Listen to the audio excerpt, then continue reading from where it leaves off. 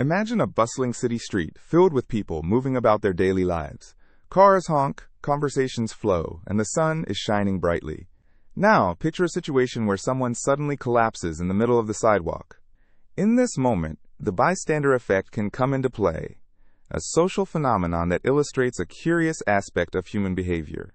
The bystander effect describes how individuals are less likely to offer help to a victim when other people are present. This might seem counterintuitive. After all, more people should mean more assistance. However, the presence of others often leads to a diffusion of responsibility.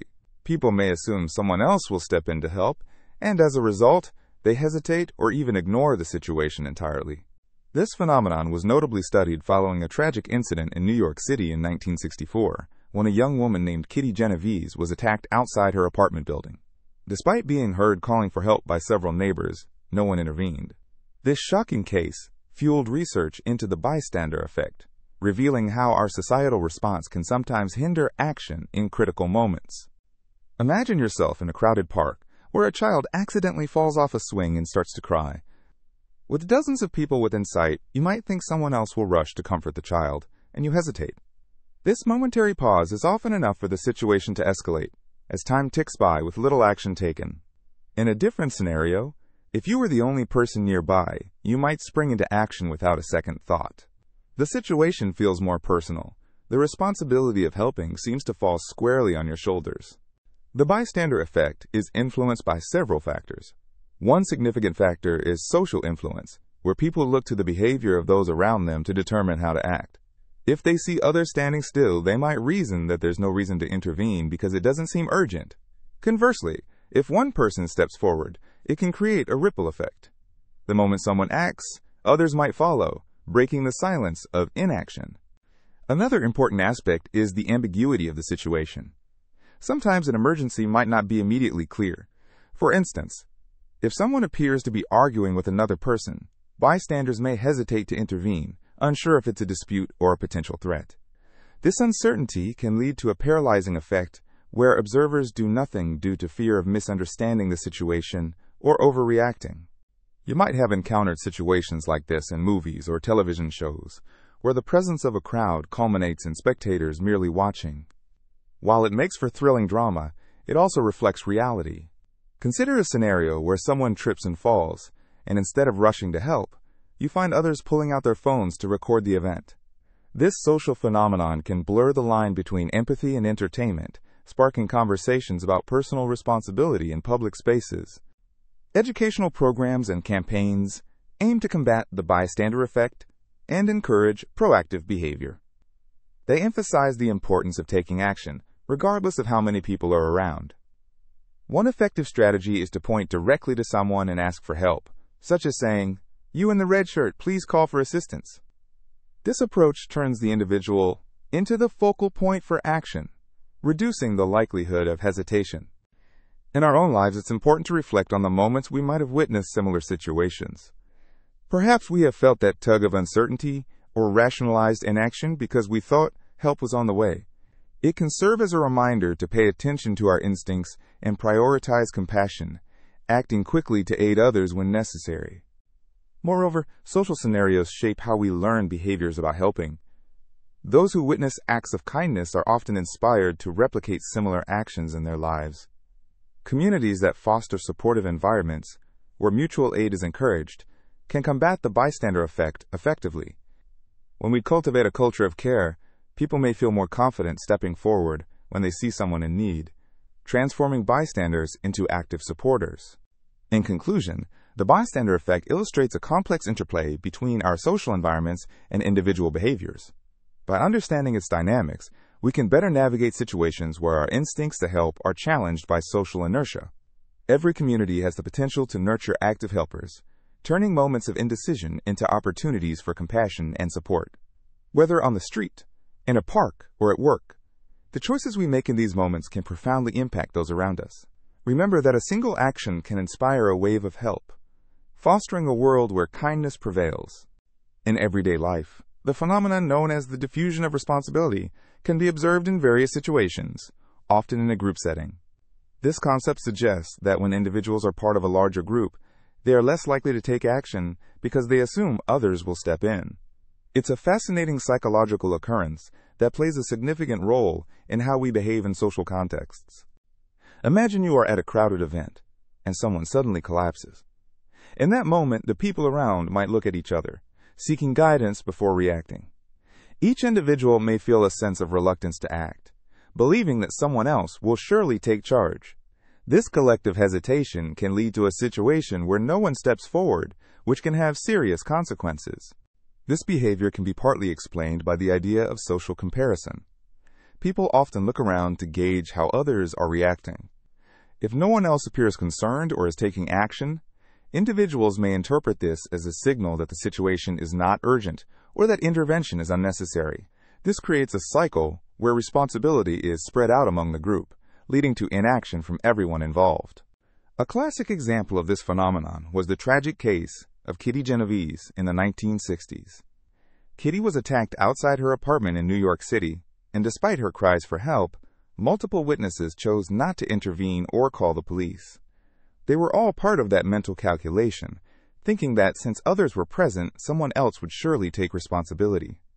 The outcome was devastating and highlighted how the diffusion of responsibility can lead to tragic consequences. In workplaces, this can manifest in team dynamics as well.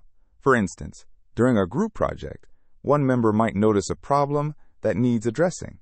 However, because there are multiple people involved, they may reason that it is not their responsibility to intervene. They might think, someone else will notice, or it's not my job to solve this. This often leads to missed opportunities for improvement or conflict resolution, as the issue remains unaddressed. Furthermore, the diffusion of responsibility is not exclusive to emergencies or critical situations. It can also be seen in everyday tasks. For example, in a family setting, if a household chore needs to be done, each member may assume that someone else will take care of it. As a result, the task remains incomplete. This highlights how easily responsibility can become diluted in various aspects of daily life. Interestingly, awareness of the diffusion of responsibility can empower individuals to counteract its effects. By recognizing that we all tend to look to others in group situations, we can consciously decide to take action when needed. In groups where individuals see themselves as responsible, they are more likely to step up. This can improve communication, accountability, and overall group effectiveness. Creating environments that encourage personal responsibility can help break the cycle of inaction. In educational settings, for instance, teachers might assign specific roles to group members during projects. By doing this, each student knows they play a crucial role and would be less likely to hold back, understanding that their contribution greatly matters to the group's success. Social media also provides a contemporary example of the diffusion of responsibility.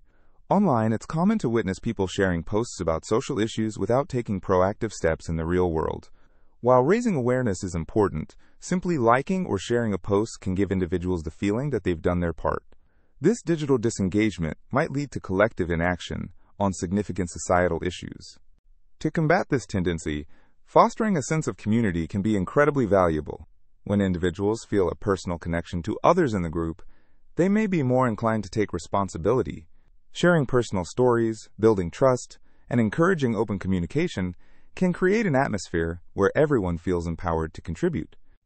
Ultimately, diffusion of responsibility is a compelling insight into human behavior. From everyday tasks to significant emergencies, understanding this tendency can pave the way for more proactive and engaged individuals. The next time you find yourself in a scenario involving a group, remember the importance of personal responsibility and take a step forward. By doing so, we can create a supportive environment where action is prioritized and individuals feel equipped to make a difference. In the early 1960s, a social psychologist named Stanley Milgram conducted a series of groundbreaking experiments that would change the way we understand human behavior, particularly in the context of authority and obedience. His work explored a deeply unsettling question. How far are people willing to go in obeying an authority figure, even when it involves causing harm to others? Milgram's experiments were set against the backdrop of World War II and the Holocaust, where many individuals followed orders that led to tragic outcomes. He sought to understand the psychological mechanisms behind such actions. To conduct his study, Milgram set up a simple yet compelling scenario. Participants believed they were part of a learning experiment where they would administer electric shocks to another participant each time an incorrect answer was given. Unbeknownst to the real participants, the shocks were not actually administered, and the person receiving them was an actor. As the participants, who were ordinary individuals from various backgrounds, began the experiment, they were told to increase the voltage with each incorrect response. The shocks were labeled with increasingly severe terms, from slight shock to danger, severe shock. Throughout the experiment, the actor would feign discomfort and eventually stop responding, all while the experimenter encouraged the participant to continue administering shocks. What Milgram discovered was both fascinating and alarming. A considerable number of participants continued to deliver shocks despite the apparent distress of the actor, simply because they were instructed to do so by the authority figure in the lab coat. Milgram's findings revealed that the presence of an authority figure significantly influenced the participant's willingness to harm another, reflecting the power dynamics often present in society. Many participants expressed distress or discomfort during the experiment, grappling with their actions. However, the overarching influence of the authority figure prompted them to prioritize obedience over their moral reservations. This phenomenon raised crucial ethical questions about individual responsibility and the extent to which people will defer to authority. The experiments were conducted at Yale University, and Milgram initially anticipated that only a small fraction of participants would follow through with the maximum shocks. In reality, about 65% of participants administered the highest voltage, despite hearing simulated screams of agony. This outcome highlighted the unsettling impact of authority on human behavior, revealing that when individuals feel they are acting under the command of a legitimate source, their moral compass may be overshadowed by the desire to obey. In exploring these themes, Milgram's research has been pivotal in shaping fields such as psychology, sociology, and even ethics. It has encouraged deeper discussions about conformity, moral responsibility, and the potential for both good and evil within individuals. The experiments prompted society to reflect on historical events and the role of personal accountability in the face of authority. Milgram did not conduct these studies to promote blind obedience, but rather to unveil the complexities of human nature. His work underscores a common struggle, the tension between following orders and adhering to one's ethical beliefs. The implications of these findings extend far beyond the lab. They resonate in various contexts, from the workplace to governmental authority, and even within personal relationships. This raises critical questions we can reflect upon. What would you do in a similar situation?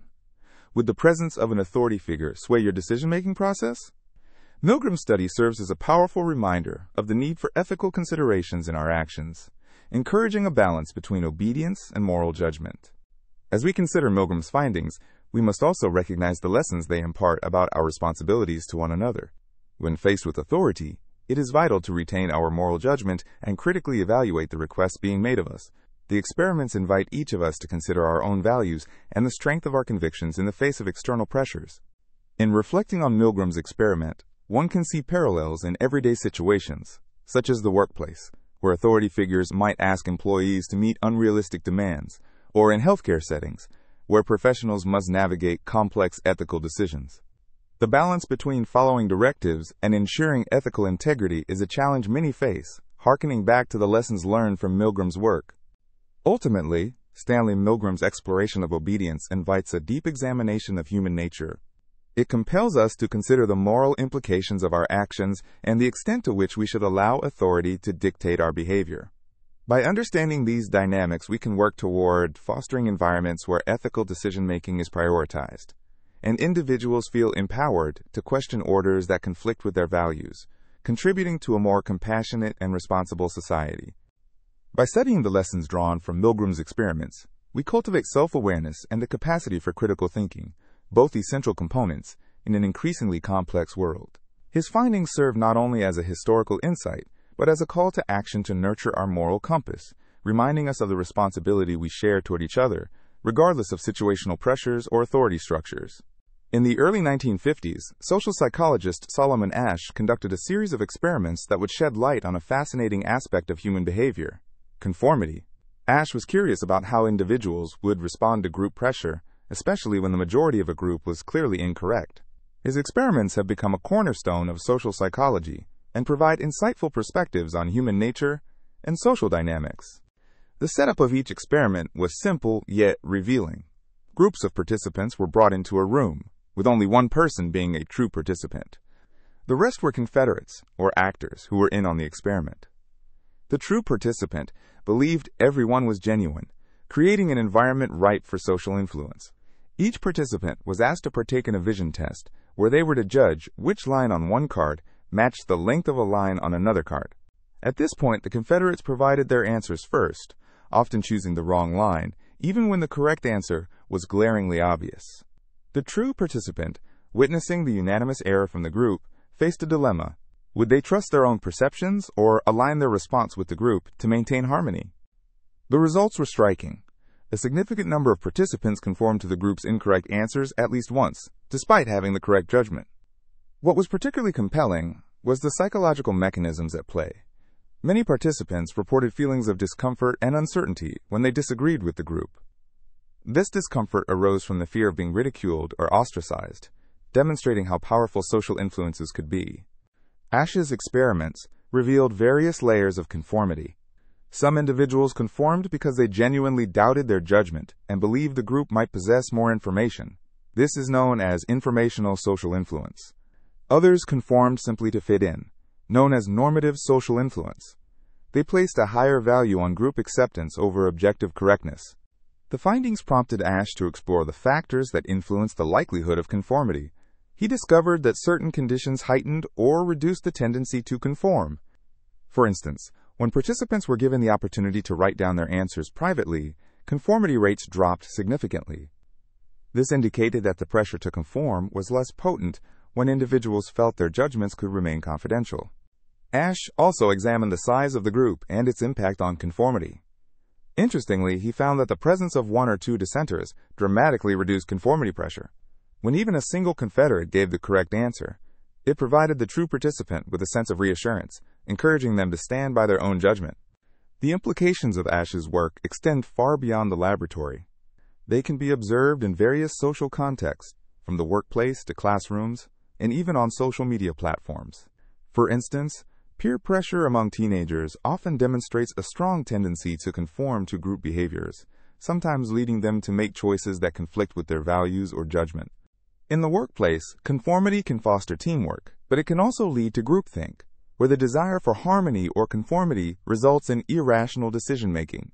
Employees might silence their opinions for fear of being a dissenting voice, which can stifle innovation and creativity. Asch's findings remind us how vital it is to create environments where open dialogue is encouraged and differing opinions are valued. Reflecting on Asch's experiments, we can recognize the profound power of social influence in shaping our decisions and behaviors. It raises crucial questions about our own tendencies to conform. When do we question consensus, and when do we simply go along? Understanding these dynamics can help foster a greater awareness of our decision-making processes and enhance our ability to think critically in social situations. The experiments also speak to the resilience of individual belief. While conformity is a natural human instinct, Asch's research shows that standing firm in one's beliefs, especially in the face of overwhelming group pressure, is not only possible but also commendable. Through the lens of Asch's research, we gain insight into the delicate balance between individuality and social belonging. While the instinct to conform is deeply rooted within us, so too is the capacity for independent thought. Every time we affirm our beliefs in spite of social pressure, we contribute to a culture that values diversity of thought and respectful debate. Ultimately, these experiments are not just a reflection of human behavior in a controlled setting. They mirror the complexities of our social interactions every day, in all walks of life.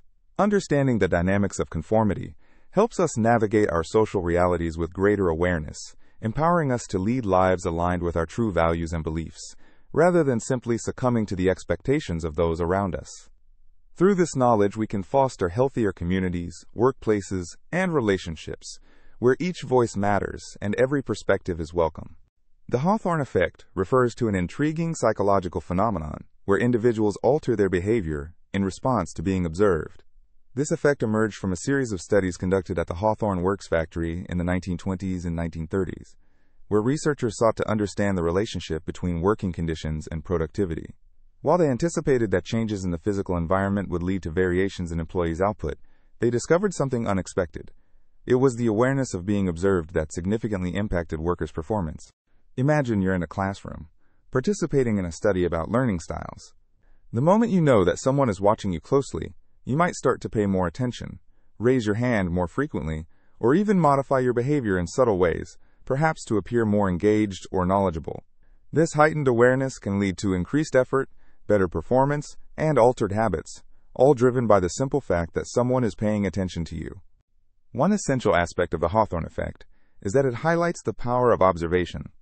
When people realize they are being watched, they often strive to present themselves in a more favorable light. This can be seen in various settings, from workplaces to classrooms, and even in day-to-day life. Think about how you might act differently if you know a friend is recording a video of your daily activities. You might become more animated, change the way you speak, or even adopt behaviors you're proud of to ensure you come across positively. The implications of the Hawthorne Effect are profound, especially in research and organizational settings. For instance, if a company implements a new policy and starts measuring employee satisfaction or performance, the very act of measuring can change how employees react to the policy. They may become more productive, not necessarily because the policy is better, but because they know their performance is being evaluated. In the healthcare sector, the Hawthorne Effect can also play a crucial role. Consider patients participating in a study about a new treatment.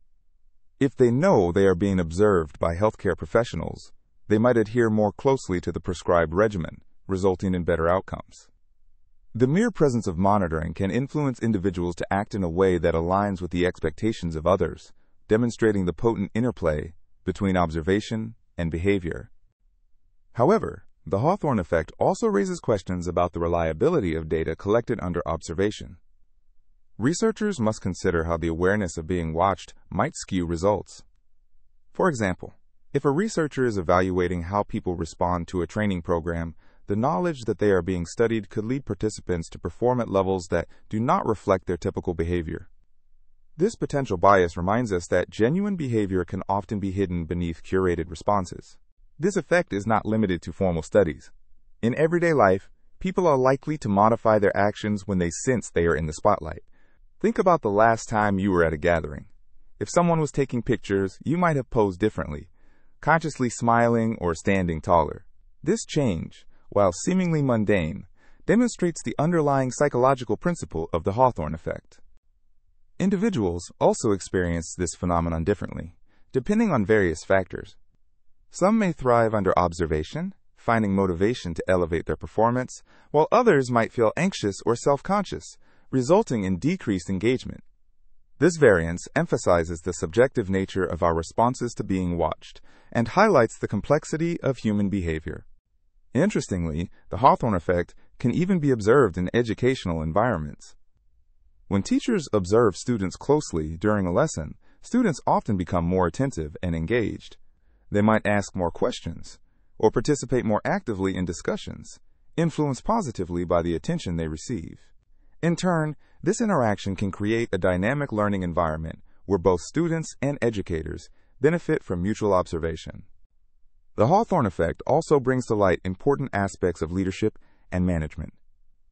Leaders who regularly engage with their teams and show genuine interest in their work often inspire higher levels of productivity.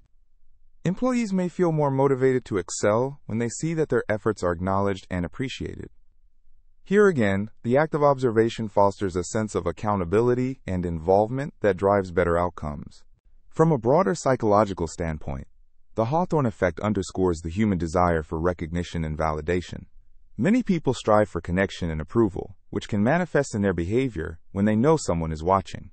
This drive can be harnessed positively, such as through praise and encouragement in the workplace, ultimately contributing to a healthier, more productive environment. In sum, the Hawthorne Effect reveals the significant impact observation can have on behavior.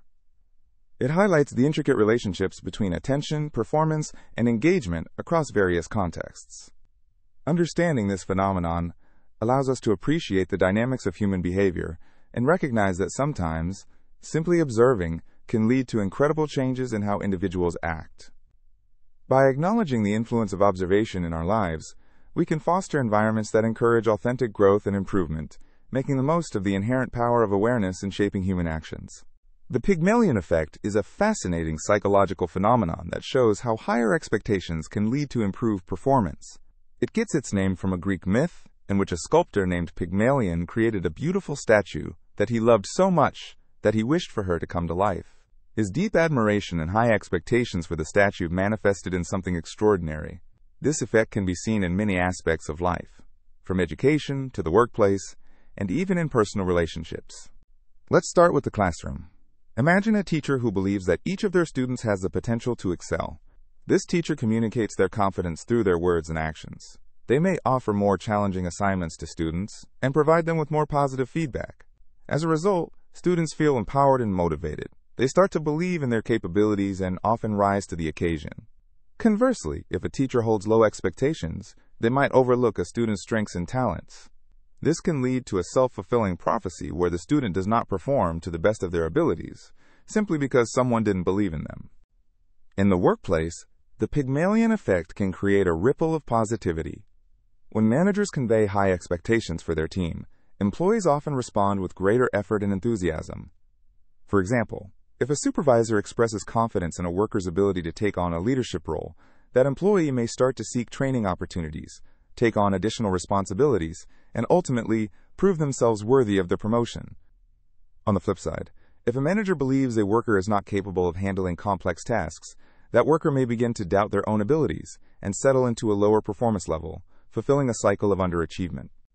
This concept also extends beyond formal environments. In personal relationships, when one partner believes in the other's potential, it fosters a nurturing atmosphere. A friend who encourages you to pursue your dreams, to take risks, and to embrace new opportunities can progressively enhance your confidence. This support system helps build self-belief, which is crucial in overcoming challenges. When we feel supported and recognized, we are more likely to strive for greater things than we thought possible. One of the critical elements of the Pygmalion Effect is the role of feedback.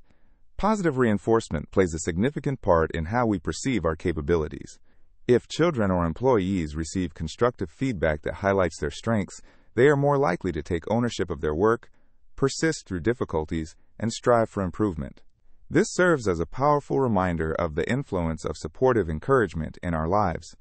A classic study often referenced in relation to the Pygmalion Effect involves students who were told that certain children were intellectual bloomers based on a test that had been administered.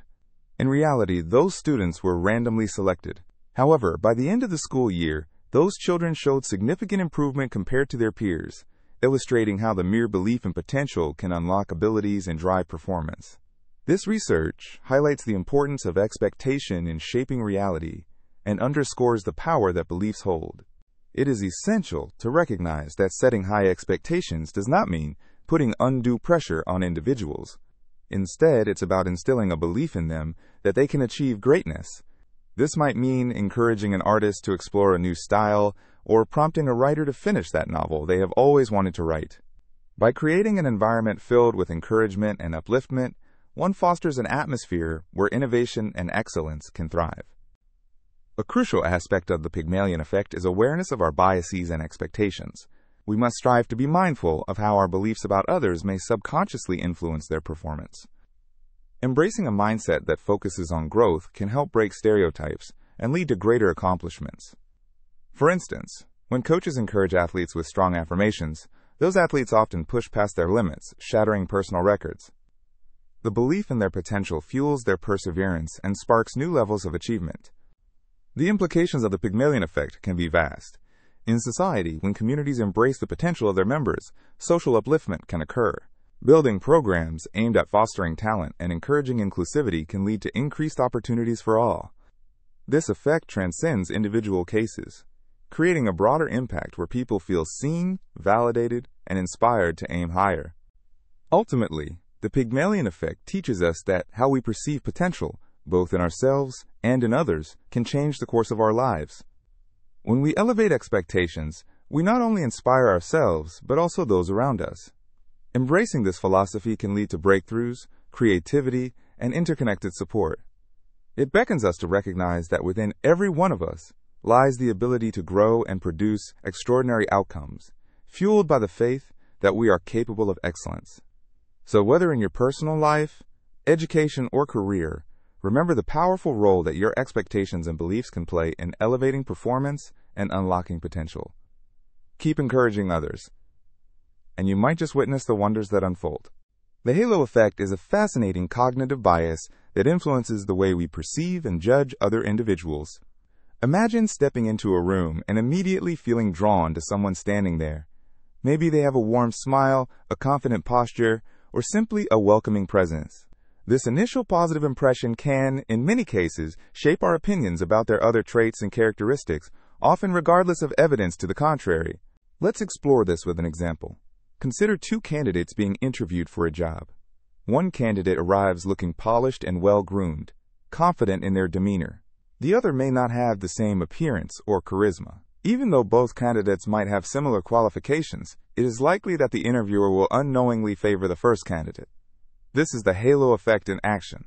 The good impression created by their looks or behavior has a ripple effect, leading to assumptions about their intelligence, work ethic, and compatibility with the company's culture. The halo effect doesn't only occur in professional settings. Think about how it works in everyday life. For instance, someone who is friendly and engages in pleasant conversation might be perceived as more intelligent or capable than someone who is reserved or quiet but equally competent. This bias manifests in various contexts, even in education.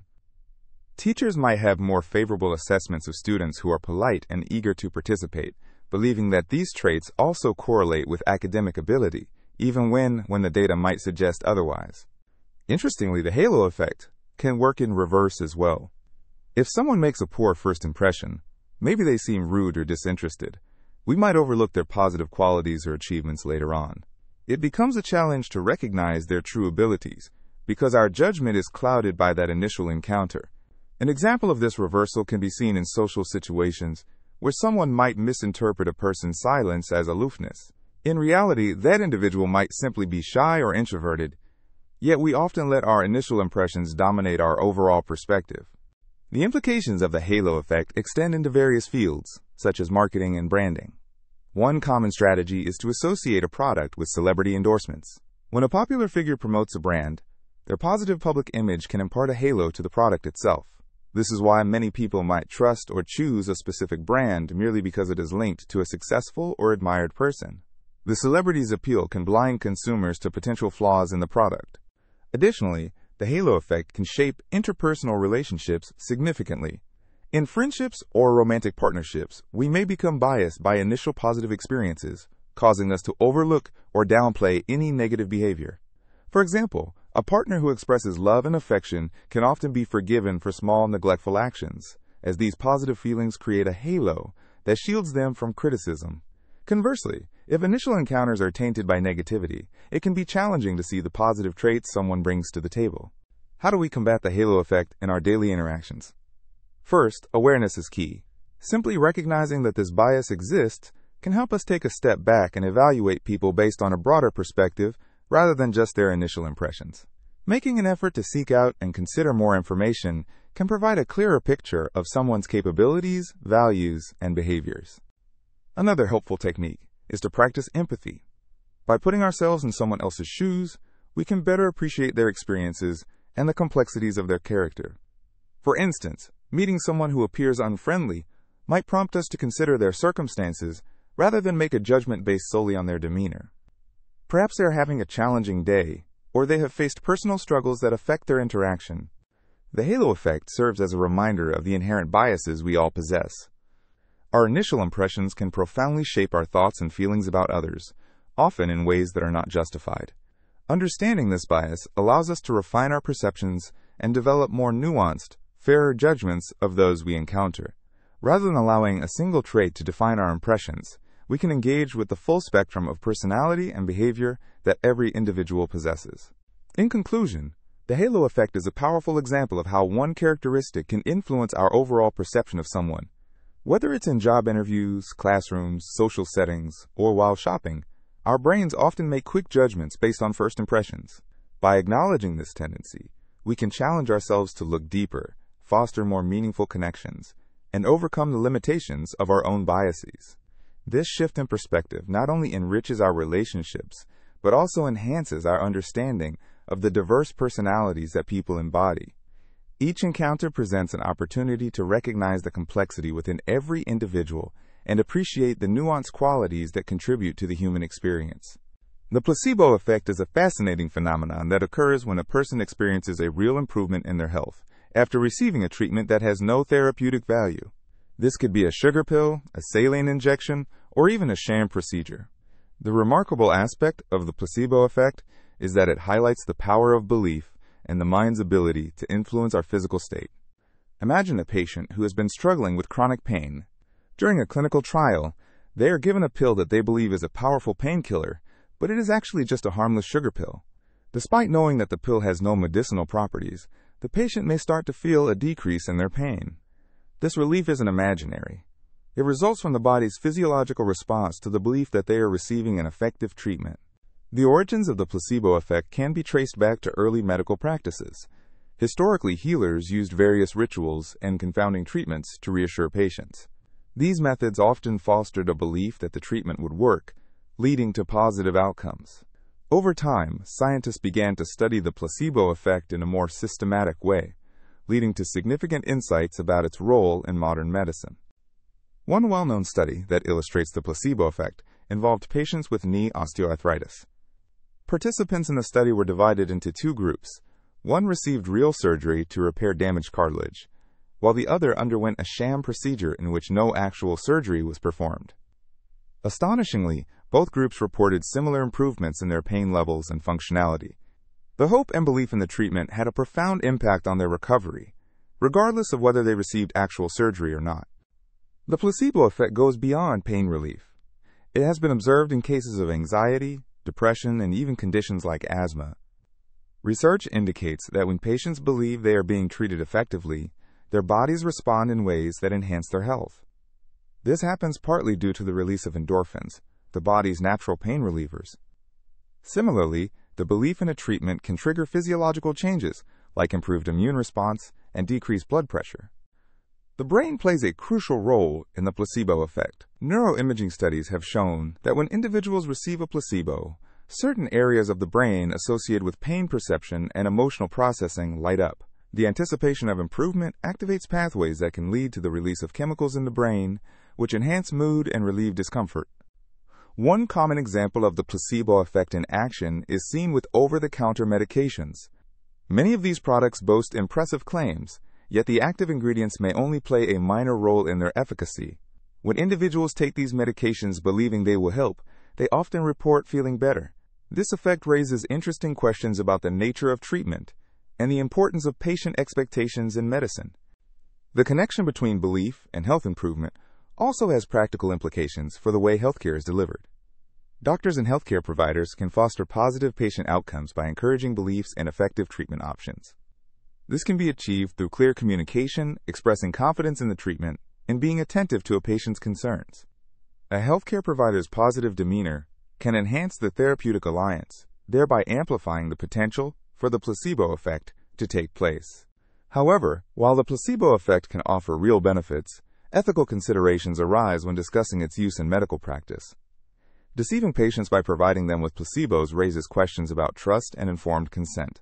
Many believe that patients should be made aware of their treatment options, while others propose that placebos can be used strategically in specific situations where patients struggle to respond to conventional treatments.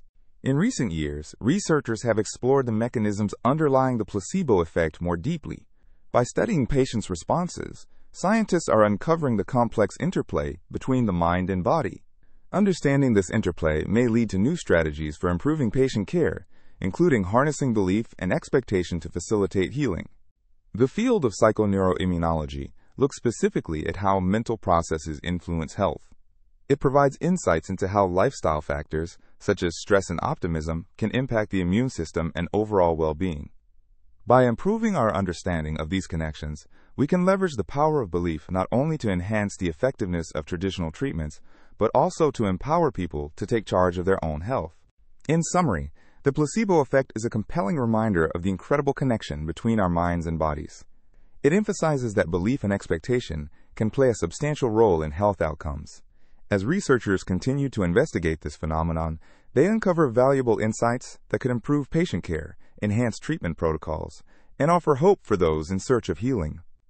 Whether through the reassuring words of a doctor or the mere act of taking a pill, our beliefs have the potential to transform our experiences with health in profound ways. By recognizing this incredible power, we can better understand the significance of hope and belief in our journey toward wellness. Have you ever read a horoscope that seemed to perfectly describe your personality?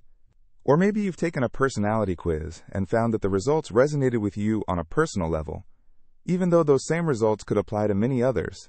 This phenomenon is known as the Barnum Effect, a fascinating psychological concept that explains why people often perceive vague, general statements as highly accurate descriptions of themselves. The Barnum Effect gets its name from P.T. Barnum, a showman famous for his colorful, extravagant circus shows, but also for his knack for understanding human nature. He is often quoted as saying that there is a sucker born every minute, and in many ways this relates to how individuals can be easily swayed by ambiguous statements that seem tailored just for them. Imagine you come across a personality reading that says, "You have a great need for other people to like and admire you." This is a statement that could apply to just about anyone, yet many might read it and think it perfectly captures their essence. The reason this happens lies in the way we interpret information. Our brains tend to seek out confirmation for what we already believe about ourselves. Consider another example. A fortune teller tells you, "At times you are introverted, while at other times you are extroverted." This statement is a classic case of Barnum Effect at play. Most individuals can identify moments when they feel more reserved, as well as times when they are eager to socialize. The vagueness of the statement allows it to be applicable to virtually anyone, yet the listener feels a strong connection to it. Psychologists have conducted numerous studies to explore the Barnum Effect and how it operates. In one famous experiment, participants were given vague personality descriptions that could apply to a large group of people. The researchers then asked the participants how accurately the descriptions matched their personalities. The results showed that nearly every individual rated their descriptions as highly accurate, demonstrating the power of suggestion and personal interpretation. It's not just limited to horoscopes or fortune-telling either. Think about the way advertisements often appeal to our emotions and experiences. Marketers craft messages that seem to resonate deeply with us, even though they would likely appeal to a wider audience. When an ad says, "This product can help you live your best life," it plays into a desire shared among many, yet individuals might feel it speaks directly to them. The Barnum Effect can also be seen in the context of social interactions. When a friend tells you you're a kind person with a unique perspective, you might feel flattered by the compliment. However, the statement itself is quite ambiguous and could describe a large number of people. Yet, because it addresses a positive trait, it feels personally validating. Another interesting aspect of the Barnum Effect is its connection to the concept of self-fulfilling prophecies. When we hear affirming but ambiguous statements, we may unconsciously start to behave in ways that align with those descriptions to fulfill the expectation. If someone believes they are creative because of a vague compliment, they might be more likely to engage in artistic activities, further reinforcing the original statement. This effect can also have implications in various fields like psychology, education, and even politics. For example, in personality assessments used in the workplace, vague and generalized descriptions can lead to a misunderstanding of individuals' abilities. Instead of focusing on specific strengths or areas for growth, broad statements may create illusions of personal insight that have little factual basis. While the Barnum Effect reminds us of our inclination to see ourselves in vague statements, it also highlights an essential aspect of human experience, the desire for connection and validation. We often seek out the understanding that comes from knowing we are not alone in our feelings and experiences. This drive can make us susceptible to accepting general statements as deeply personal truths, leading us to engage with ideas, products, and experiences that may reflect our hopes and dreams. In our fast-paced world, where we constantly seek validation and understanding, remembering the Barnum Effect can help us navigate our perceptions. It encourages us to seek deeper insights and resist taking blanket statements at face value.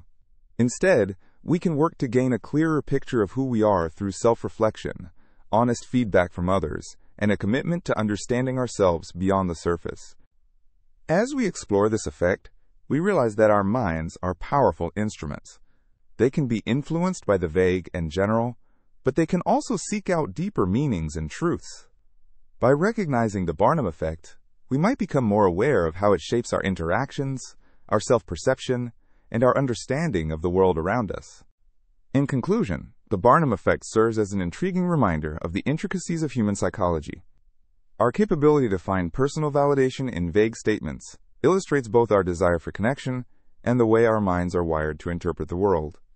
Whether it's a horoscope, a compliment, or an advertisement, being aware of these tendencies can empower us to see beyond generalizations and cultivate a more profound understanding of ourselves and our experiences.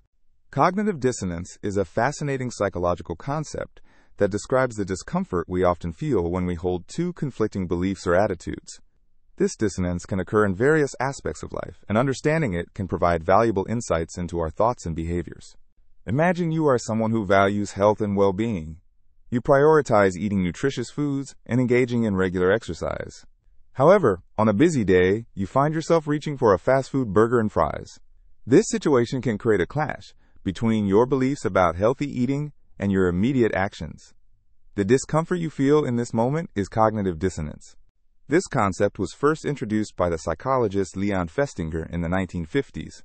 He proposed that when individuals experience conflicting thoughts, they often feel a psychological tension. As a result, people are motivated to reduce this dissonance, to regain a sense of internal harmony. There are several ways to achieve this, often by changing one of the conflicting beliefs or attitudes. Let's look at how people might cope with cognitive dissonance. In the earlier example of the health-conscious individual devouring fast food, they might justify their choice by telling themselves that they deserve a treat for working hard. Alternatively, they could change their beliefs about healthy eating, convincing themselves that an occasional indulgence doesn't compromise their overall commitment to health. Another option could be improving their dietary choices the following week to compensate for the fast food meal. Cognitive dissonance can manifest in various aspects of life, including decision-making, social behavior, and even attitudes towards controversial issues. For example, consider a person who smokes cigarettes despite knowing the health risks involved. This individual may experience dissonance since they value health but continue to smoke. To ease their discomfort, they might downplay the dangers of smoking, claiming that it helps them manage stress or that they have a family history of longevity, making their situation unique. In social contexts, cognitive dissonance can influence group dynamics or interactions. When individuals are part of a group that holds differing opinions or behaviors that conflict with their values, the cognitive dissonance can lead to a change in attitude. For instance, someone who values honesty may feel discomfort if they are part of a group that frequently lies. They might either distance themselves from the group, adopt the group's attitudes to alleviate discomfort, or rationalize that small lies are acceptable in specific contexts. Cognitive dissonance plays a significant role in consumer behavior as well. When individuals choose products or brands, they may justify their decisions to align with their self-image or beliefs. Think about a person who prides themselves on being environmentally conscious, yet decides to purchase a new car that is not fuel efficient. They may experience dissonance but can resolve it by emphasizing the car's safety features or by planning to improve their environmental impact in other areas of life, like recycling or using public transportation. The implications of cognitive dissonance extend into the realm of personal beliefs and worldviews. People often hold strong beliefs about significant issues such as politics, religion, or social justice. When confronted with information that contradicts these beliefs, they may experience dissonance. In such situations, individuals can either reject the new information, silencing their internal conflict, or they may reassess their beliefs, which can lead to personal growth and a deeper understanding of complex issues. Cognitive dissonance can also be a driving force for change. When people feel the discomfort of holding conflicting attitudes, it may inspire them to take action. For instance, someone might realize that their consumption habits contribute to environmental damage and decide to adopt a more sustainable lifestyle. The dissonance they felt acted as a catalyst for change, prompting them to align their actions with their values. This psychological mechanism is not limited to negative experiences. It can also be associated with positive outcomes. For instance, someone who engages in volunteering may initially feel dissonance if they prioritize self-interest. However, the transition to seeing the value of helping others can lead to a deeper sense of fulfillment and purpose. The discomfort experienced can ultimately stimulate personal reflection and growth. In conclusion, cognitive dissonance is a powerful aspect of human psychology that influences our thoughts, decisions, and behaviors. It serves as a reminder of our complexity and the ongoing tension between our beliefs and actions. By understanding this phenomenon, we can cultivate greater self-awareness and make more conscious choices in our lives. Embracing the discomfort of dissonance can lead to transformative experiences, allowing us to align our actions with our values while also fostering personal growth. The foot in the door technique is a fascinating psychological phenomenon often used in various aspects of life, from sales practices to interpersonal relationships. Understanding how this technique works can provide insight into human behavior and the mechanics of influence. Essentially, the foot in the door technique involves making a small request to lead to a larger request later on. By starting with something manageable, the technique helps build rapport and increases the likelihood of compliance with the subsequent, bigger ask. To illustrate this, let's look at an everyday example. Imagine a friend asking you for a small favor, like helping them carry groceries from their car to their kitchen. This request is quite simple, and you might agree without much thought. After you've done this small favor, your friend may then ask for something larger, like helping them move to a new apartment next month. Because you have already agreed to the smaller request, you may feel more inclined to say yes to the larger one, creating a sense of commitment that binds you to the relationship. Another classic scenario involves sales. Picture a salesperson at a furniture store. They might first ask if you'd be interested in a free brochure, or if you'd like to take a look at a single item on display. Once you engage and show interest, they then segue into a larger request, such as inquiring about your interest in a full living room set. Because you've already said yes once, you might be more likely to consider their second, larger offer. Let's explore why this technique is effective. When someone agrees to a small request, it creates a sense of self-perception. They start to see themselves as helpful or cooperative individuals. This self-image can enhance the person's tendency to comply with future requests. In psychology, this is often referred to as the principle of consistency. People like to act in ways that are consistent with how they view themselves. By initially agreeing to a small request, they essentially commit to a certain behavior and are more likely to comply with later requests that align with that behavior. The foot in the door technique can also be connected to social norms and the desire for social approval. In many situations, saying yes to even a small request can lead to feelings of friendliness and a desire to maintain good relationships. By making the initial small request, a person is not only building rapport, but also exploiting the norms of reciprocity and helpfulness. When one person helps another, it fosters an environment where further requests are more likely to be met with compliance. Interestingly, this technique is not limited to personal interactions. It has been explored in various research settings. For instance, studies have shown that people are more likely to donate to charities if they are first asked to sign a petition supporting the cause. Once they have expressed their support through a simple act, they feel more inclined to follow through with a monetary contribution later. In the realm of marketing and business, companies often use this approach to engage customers and build loyalty. A business might start by offering a small discount on a single product, then later present an upsell strategy for additional products or services. By securing an initial agreement, businesses can pave the way for larger commitments from their customers. This technique also has applications in the field of education. Teachers and educators sometimes start with a small task, like having students write a short essay, before moving on to more extensive projects. Students who have completed the smaller assignments are more likely to engage with larger projects due to their established investment in the course. However, there are some ethical considerations when applying the foot in the door technique. It is crucial that requests are genuine and that the intentions behind them align with the welfare of the person being asked. Using this technique manipulatively or repeatedly can lead to distrust or resentment, undermining relationships. Authenticity should always be the priority, ensuring that relationships and interactions remain healthy and respectful. In summary, the foot in the door technique is a powerful method of persuasion that relies on the gradual escalation of requests. By starting with something small, individuals and organizations can nurture compliance and build a commitment that paves the way for larger agreements. This psychological principle plays a significant role in various areas of life, from the ways we connect with one another to the strategies employed in business and education.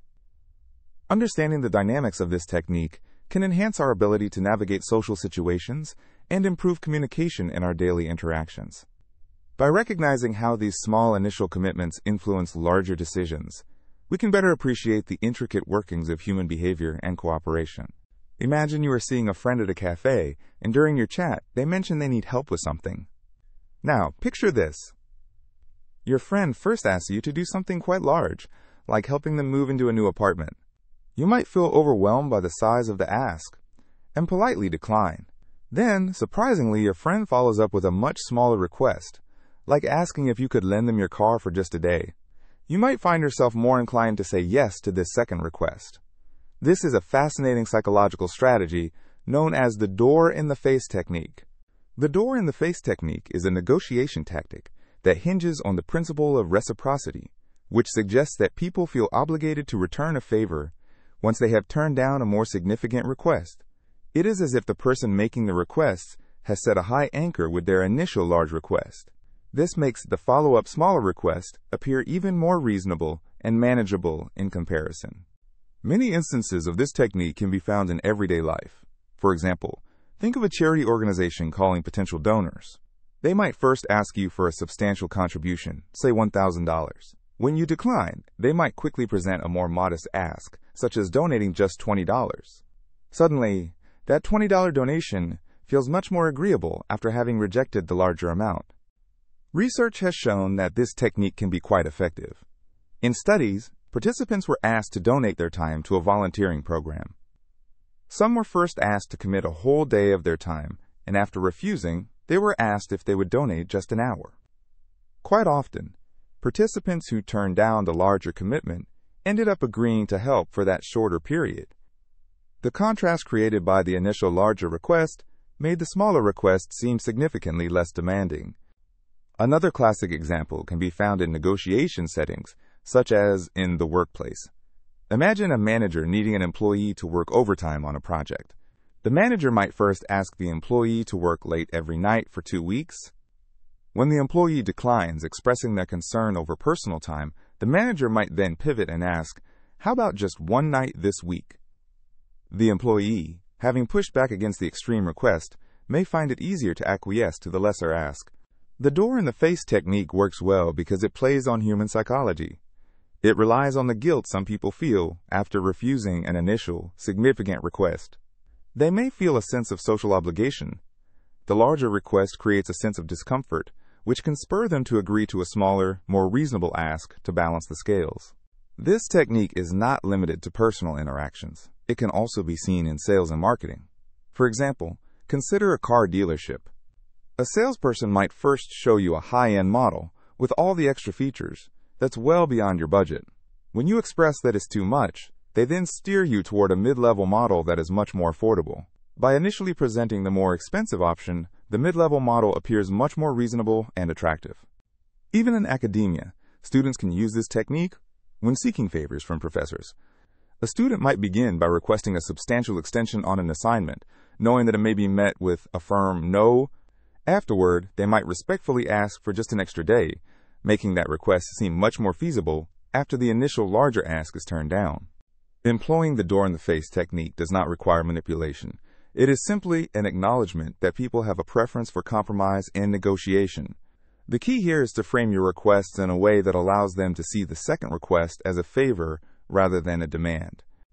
In essence, the door-in-the-face technique offers a fascinating insight into human behavior. By understanding how people react to larger requests, we can navigate interactions more effectively, whether in personal relationships, professional settings, or sales environments. It's all about perspective and creating a context in which the smaller request feels like a natural and reasonable progression rather than a mere afterthought. When engaging with others, consider how the size of your asks can shape the responses you get. If you need a favor or support, think strategically about how you approach those requests. The door-in-the-face technique not only illustrates the power of contrast in decision-making, but also highlights the beautiful complexity of human interaction and the connections we forge with one another. Each conversation becomes an opportunity, opening potential doors to understanding human behavior and facilitating cooperation in ways that may surprise you. In research, ensuring that results are as accurate and trustworthy as possible is a top priority. One common method to achieve this is through a single blind experiment. In a single blind experiment, the participants do not know which treatment or intervention they are receiving. This design helps to minimize bias that can occur when participants have prior knowledge about their treatment. Imagine a study aimed at evaluating a new medication intended to reduce anxiety. Researchers could select a group of participants experiencing anxiety and randomly assign them to two groups. One group receives the new medication, while the other group receives a placebo that looks the same but has no active ingredients. Since the participants are unaware of which group they belong to, their expectations or beliefs about the treatment will not influence their responses. This means that if someone in the experimental group feels less anxious, it is more likely due to the medication, rather than the participants' preconceived ideas about it. This approach can be likened to a theater performance. Picture the audience watching a play, captivated by the story unfolding before them. They do not know the behind-the-scenes decisions made by the director and actors, allowing them to connect with the narrative without preconceived notions. Similarly, in a single-blind study, participants engage with the study naturally, creating a clearer picture of the treatment's effectiveness. Consider another example involving a new type of educational program designed to enhance learning outcomes in school-age children. Researchers may want to assess whether this program leads to improved test scores compared to traditional teaching methods. Children participating in the study might not know whether they are part of the new program or if they are receiving the conventional method. This ignorance allows the children's performance to be measured without being influenced by their expectations or excitement regarding the new approach. Single-blind experiments not only safeguard against participant bias, but also protect the integrity of the research process. When participants are unaware of their treatment, their responses provide more reliable data, which is crucial for drawing valid conclusions. This becomes especially important when the stakes are high, such as in medical trials. Here, the effects of a new drug must be evaluated with extreme caution and accuracy. If participants knew they were receiving the experimental drug, their belief in its effectiveness might lead to an exaggerated perception of its benefits. Of course, projecting this level of objectivity can be challenging in certain situations. For instance, if a group of participants has prior knowledge or experiences with the intervention, they may still bring biases into the study. Thus, maintaining that element of surprise or unawareness becomes vital. Researchers take great care when designing their studies to ensure that the outcomes reflect the true effect of the treatment, rather than the participants' preconceived notions about it. Critically, while the single-blind method effectively limits participant bias, it does not eliminate all possible sources of bias. Researchers conducting the experiment still need to be cautious of how their own biases or expectations may influence the interpretation of results. Unlike participants, researchers typically know exactly what treatments are being administered. Consequently, during data analysis and interpretation, the research team's belief in a treatment's potential efficacy could inadvertently color their findings. It is interesting to note that the single-blind design is often the first step towards more complex experimental setups. For example, researchers might eventually decide to implement a double-blind study, in which both the participants and the researchers are unaware of who receives which treatment. This further mitigates biases and provides an even stronger foundation for solid conclusions. Single-blind experiments can also be found in various fields beyond healthcare and education. In marketing research, for instance, companies might test two different product labels to determine which generates more sales. Participants tasting the products or reviewing the labels may not know which one corresponds to which label design, ensuring their feedback is based strictly on their actual preferences rather than any inherent bias towards a brand or design. This experimental design underscores the essential principle of minimizing bias in research. By keeping participants in the dark about the treatment they receive, researchers can gather clearer and more precise data. The findings obtained from such studies have the potential to contribute significantly to scientific knowledge and innovation across multiple domains. In conclusion, single-blind experiments hold significant value in research methodology. By keeping participants unaware of their treatment, researchers enhance the reliability of their results, allowing for a more honest assessment of the interventions in question. The principle behind this design is straightforward yet powerful. By preventing bias from creeping into the hearts and minds of those involved, the path is clearer for genuine discoveries. Whether it be in medicine, education, marketing, or other fields, the importance of a well-designed study that safeguards against bias cannot be overstated. Through careful execution of single-blind experiments, researchers can illuminate the truths of their inquiries, leading to advancements that benefit society as a whole. Imagine a scenario where researchers are trying to find out whether a new medicine is effective. They want to ensure that their results are accurate and free from any bias that could sway the findings one way or another. This is where the concept of a double-blind experiment comes into play. In a double-blind study, neither the participants nor the researchers know who is receiving the treatment and who is receiving a placebo. This method is designed to eliminate any potential biases that could arise from participants' expectations or the researcher's influence on the results. Picture this. A group of volunteers is gathered to test a new medication designed to alleviate anxiety.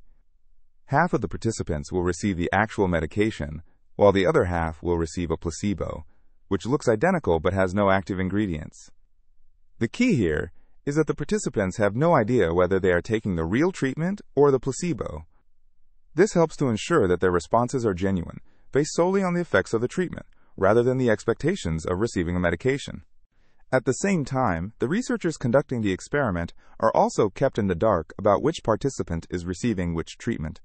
This lack of knowledge safeguards the integrity of the data collected. If a researcher knows who is getting the treatment, they might unintentionally communicate this information through nonverbal cues. For example, they may treat a participant with the active medication with more enthusiasm, or they might pay closer attention to their symptoms. Such biases can skew the results and lead to inaccurate conclusions. Imagine a scenario where the researcher observes a participant displaying visible changes in behavior, such as increased calmness or reduced anxiety. If the researcher knows that this person received the actual medication, they might interpret these changes as highly significant. However, if the researcher is unaware of the treatment allocation, they are more likely to provide a neutral assessment of the results, focusing solely on the data collected in a systematic way. The double-blind method is especially useful in clinical trials for new drugs. It helps to build a more credible argument for the efficacy of a treatment. Consider a trial studying a new pain relief medication. If participants and researchers knew who received the real treatment, it could lead to overestimations of effectiveness due to the placebo effect. Simply believing that one is taking a powerful medication can lead to improvements in symptoms, independent of the treatment itself. By employing the double-blind approach, researchers aim to measure the actual impact of the medication, while controlling for psychological factors. This technique isn't limited to medicine alone. It can be applied across various fields, including psychology, education, and social sciences. For example, in a study investigating the effectiveness of a new teaching method, the students and the instructors might be kept unaware of which group is using the new approach versus a traditional one. This setup allows honest feedback and assessment of the teaching method's effectiveness without influences from preconceived notions. Ethics also play a crucial role in double-blind experiments. Conducting such studies requires careful consideration of the participants' rights and well-being. Participants must be informed that they may receive a placebo, allowing them to provide informed consent. They need to know that while they are part of a study aimed at generating useful results, there may be unknown outcomes. As a result of this integrity in experimentation, findings from double-blind studies tend to be more reliable and valid when presented to the public and other researchers. They set a high standard for evidence in scientific fields, helping to shape policies, advice, and practices based on rigorous tested methods. In conclusion, the double-blind experiment is a powerful tool in research that safeguards against biases and enhances the validity of results. This method allows for a clearer, more accurate depiction of a treatment's effects, ensuring that the conclusions drawn truly reflect the reality of the data collected. It offers a level of rigor that is vital for producing trustworthy results, regardless of the field in which it is applied. Understanding the dynamics of double-blind studies is essential for appreciating how various research endeavors strive to provide clarity and accuracy, contributing to our overall understanding of health, behavior, and learning. Imagine you are a scientist preparing to conduct an experiment. You have carefully crafted your methodology, set up your environment, and selected your participants. Everything seems perfectly organized, but unbeknownst to you, there is an invisible force at play. This force is known as the Observer Expectancy Effect, and it shapes the outcomes of your research in ways you might not anticipate. The Observer Expectancy Effect occurs when a researcher's expectations or beliefs about the outcome of an experiment inadvertently influence the behavior of participants. This psychological phenomenon highlights how the expectations of the observer can subtly alter the participants' responses, especially in situations where subjective judgments are involved. It's almost as if the researcher's thoughts become a part of the experiment itself, guiding the participants without them even realizing it. To illustrate this, consider a classic study involving a group of students assigned to conduct an experiment on the effects of drugs on animal behavior. Those supervising the students, who were also responsible for evaluating the results, held strong beliefs about the efficacy of the drugs in question. While the students had been instructed to remain objective and neutral, the enthusiasm or skepticism they encountered from their supervisors influenced how they interacted with the animals. When they believed that the drug would create hyperactive behavior, they might have perceived more activity than what was realistically present. Eventually, this led to a skewing of results that reflected the expectations of the supervisors rather than the true behavior of the animals. In another, more profound case, consider an educational setting where a teacher expects a particular group of students to excel in their coursework. Unfortunately, this expectation can create a self-fulfilling prophecy. When teachers show more encouragement or attention to these students based on their expectations, the students, in turn, perform better. The stark contrast can occur when another group of equally capable students gets less encouragement or support due to lower expectations. Here, the outcomes reflect not on the student's potential, but on the biases introduced by the teacher's beliefs. This effect isn't just confined to controlled experiments in educational or psychological settings, it can extend into everyday life. Consider how a parent approaches a child's new hobby, like learning a musical instrument. If the parent genuinely believes the child has talent and potential, they might communicate this enthusiasm through body language, praise, and support. In contrast, if they expect failure or show skepticism, the child might sense this doubt, leading them to become less motivated and confident in their abilities. One fascinating aspect of the observer expectancy effect is its potential to create distortions in research findings. When scientists fail to recognize their biases or expectations, the data they collect may unwittingly reflect these influences rather than the phenomenon they are trying to study. This reality points to the importance of blinding in experiments, where researchers and participants are kept unaware of critical aspects that could unduly impact the outcomes. In fields like psychology, biology, and even medicine, these biases can have significant repercussions. Consider a clinical trial for a new medication. If the researchers expect the drug to work effectively, they might unintentionally guide participants in ways that lead to more favorable reported outcomes. Conversely, in placebo studies, the effect of belief in the treatment can be just as powerful.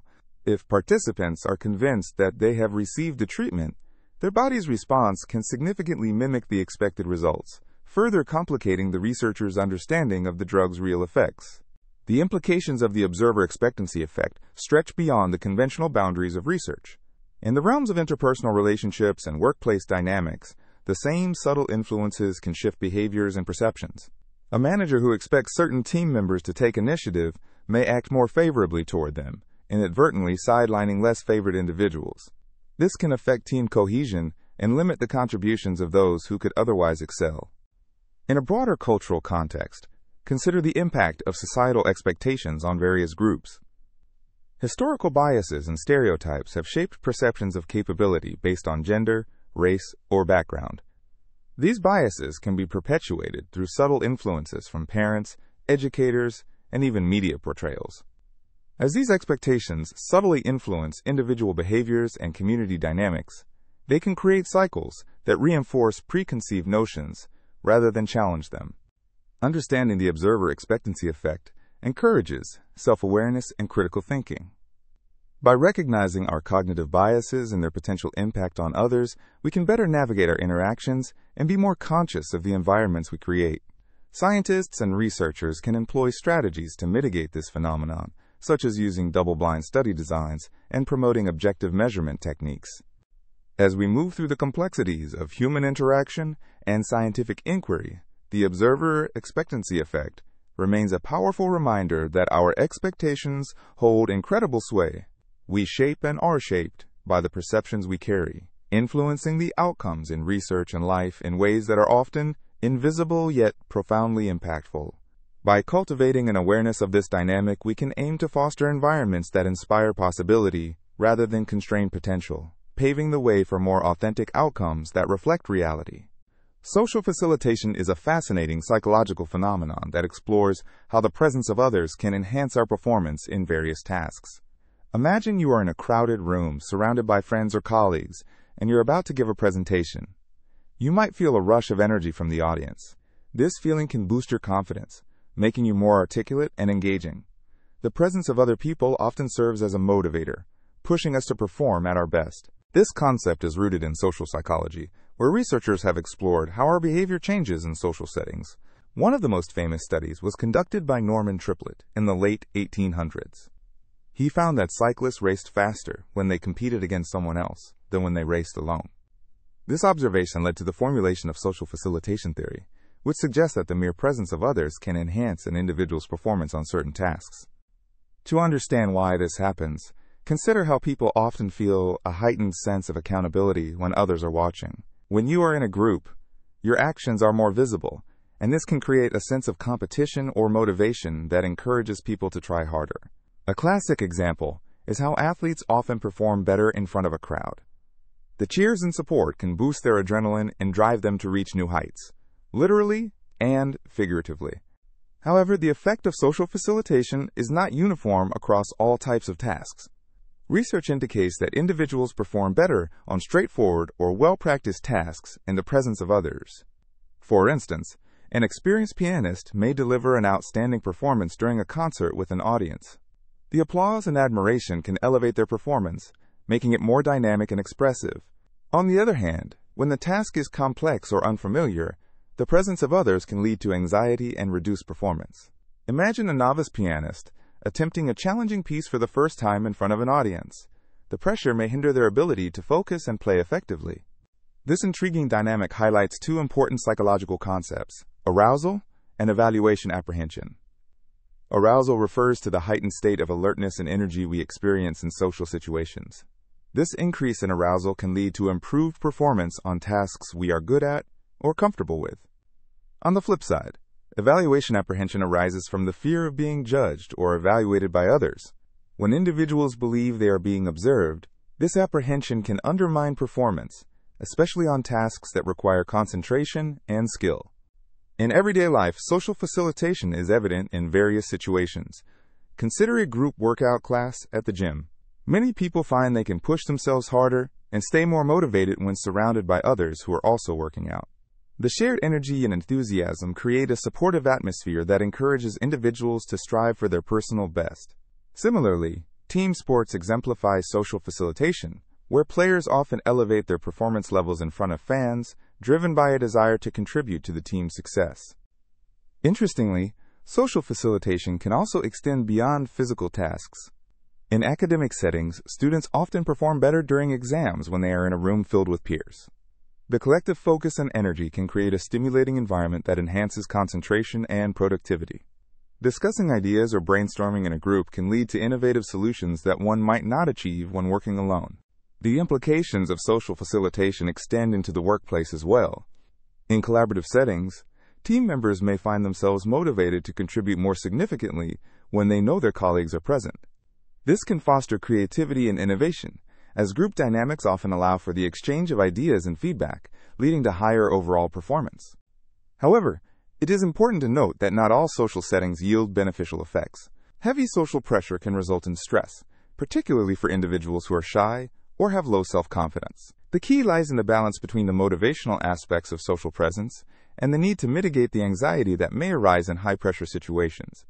This phenomenon is not just limited to humans. Several animal studies have shown similar trends in behavior. For example, studies with rats have documented that they perform better on certain tasks when in the presence of other rats as well. This suggests that social facilitation could be a fundamental aspect of social species across the animal kingdom, shaping how we interact and perform in social contexts.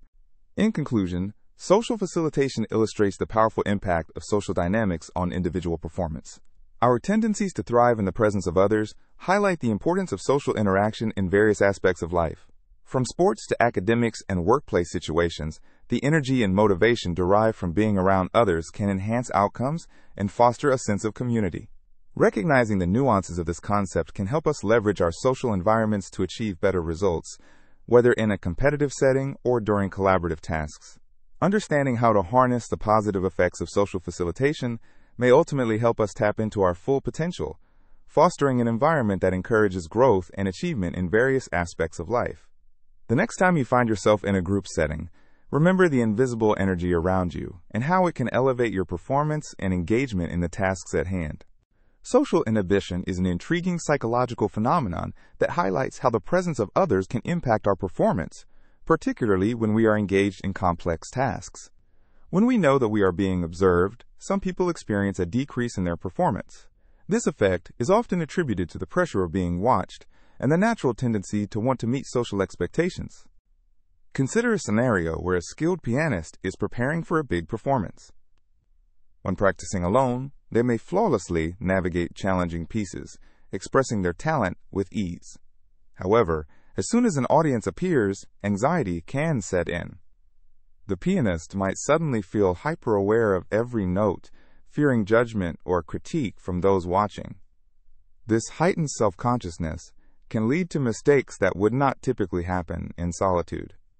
The pressure to perform perfectly can inhibit natural fluency, resulting in a less enjoyable experience for both the performer and the audience. Research into social inhibition reveals interesting insights into this behavior. A famous study conducted by psychologists showed how individuals performed on various tasks when in the presence of others versus when they were alone. Participants asked to solve complex puzzles often did significantly worse in front of an audience. Understanding this effect is crucial, as it underscores how our social environment interacts with our cognitive processes.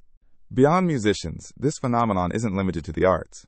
Athletes often experience a similar dynamic during competitions. An athlete who excels in practice may falter during a key event because the pressure of spectators or judges creates a barrier to their optimal performance. The anxiety stemming from external observation can provoke self-doubt, causing the athlete to underperform. For example, think about a gymnast performing on the balance beam. Under the watchful eyes of judges and fans, the slightest wobble can feel amplified, turning a routine performance into a source of stress. This social inhibition is not uniform across all situations. Some individuals thrive under pressure, turning anxiety into excitement. For others, the presence of an audience can lead to overthinking and mental blocks. For instance, a comedian might find their humor lands flat when they're aware of an audience's expectations. They may second-guess their timing or delivery, rather than focusing on the rhythm of their routine, which can result in a less engaging performance. Additionally, social inhibition is often linked with the audience's intensity and expectations. In settings where high stakes are involved, such as in competitive arenas or public speaking, performance anxiety can escalate. A speaker may struggle to convey their message effectively due to overwhelming concern over being evaluated, which can hinder their ability to communicate clearly. Interestingly, this effect can extend beyond just performing artists and athletes. In professional environments, social inhibition can impact presentations and collaborative work as well. Imagine a scenario where a team member is delivering a report in front of their colleagues. If they sense judgment or distraction from their peers, their ability to articulate ideas may diminish, leading to an unsteady presentation filled with pauses and hesitations. Conversely, the absence of an audience can create a space where individuals can engage in tasks more freely.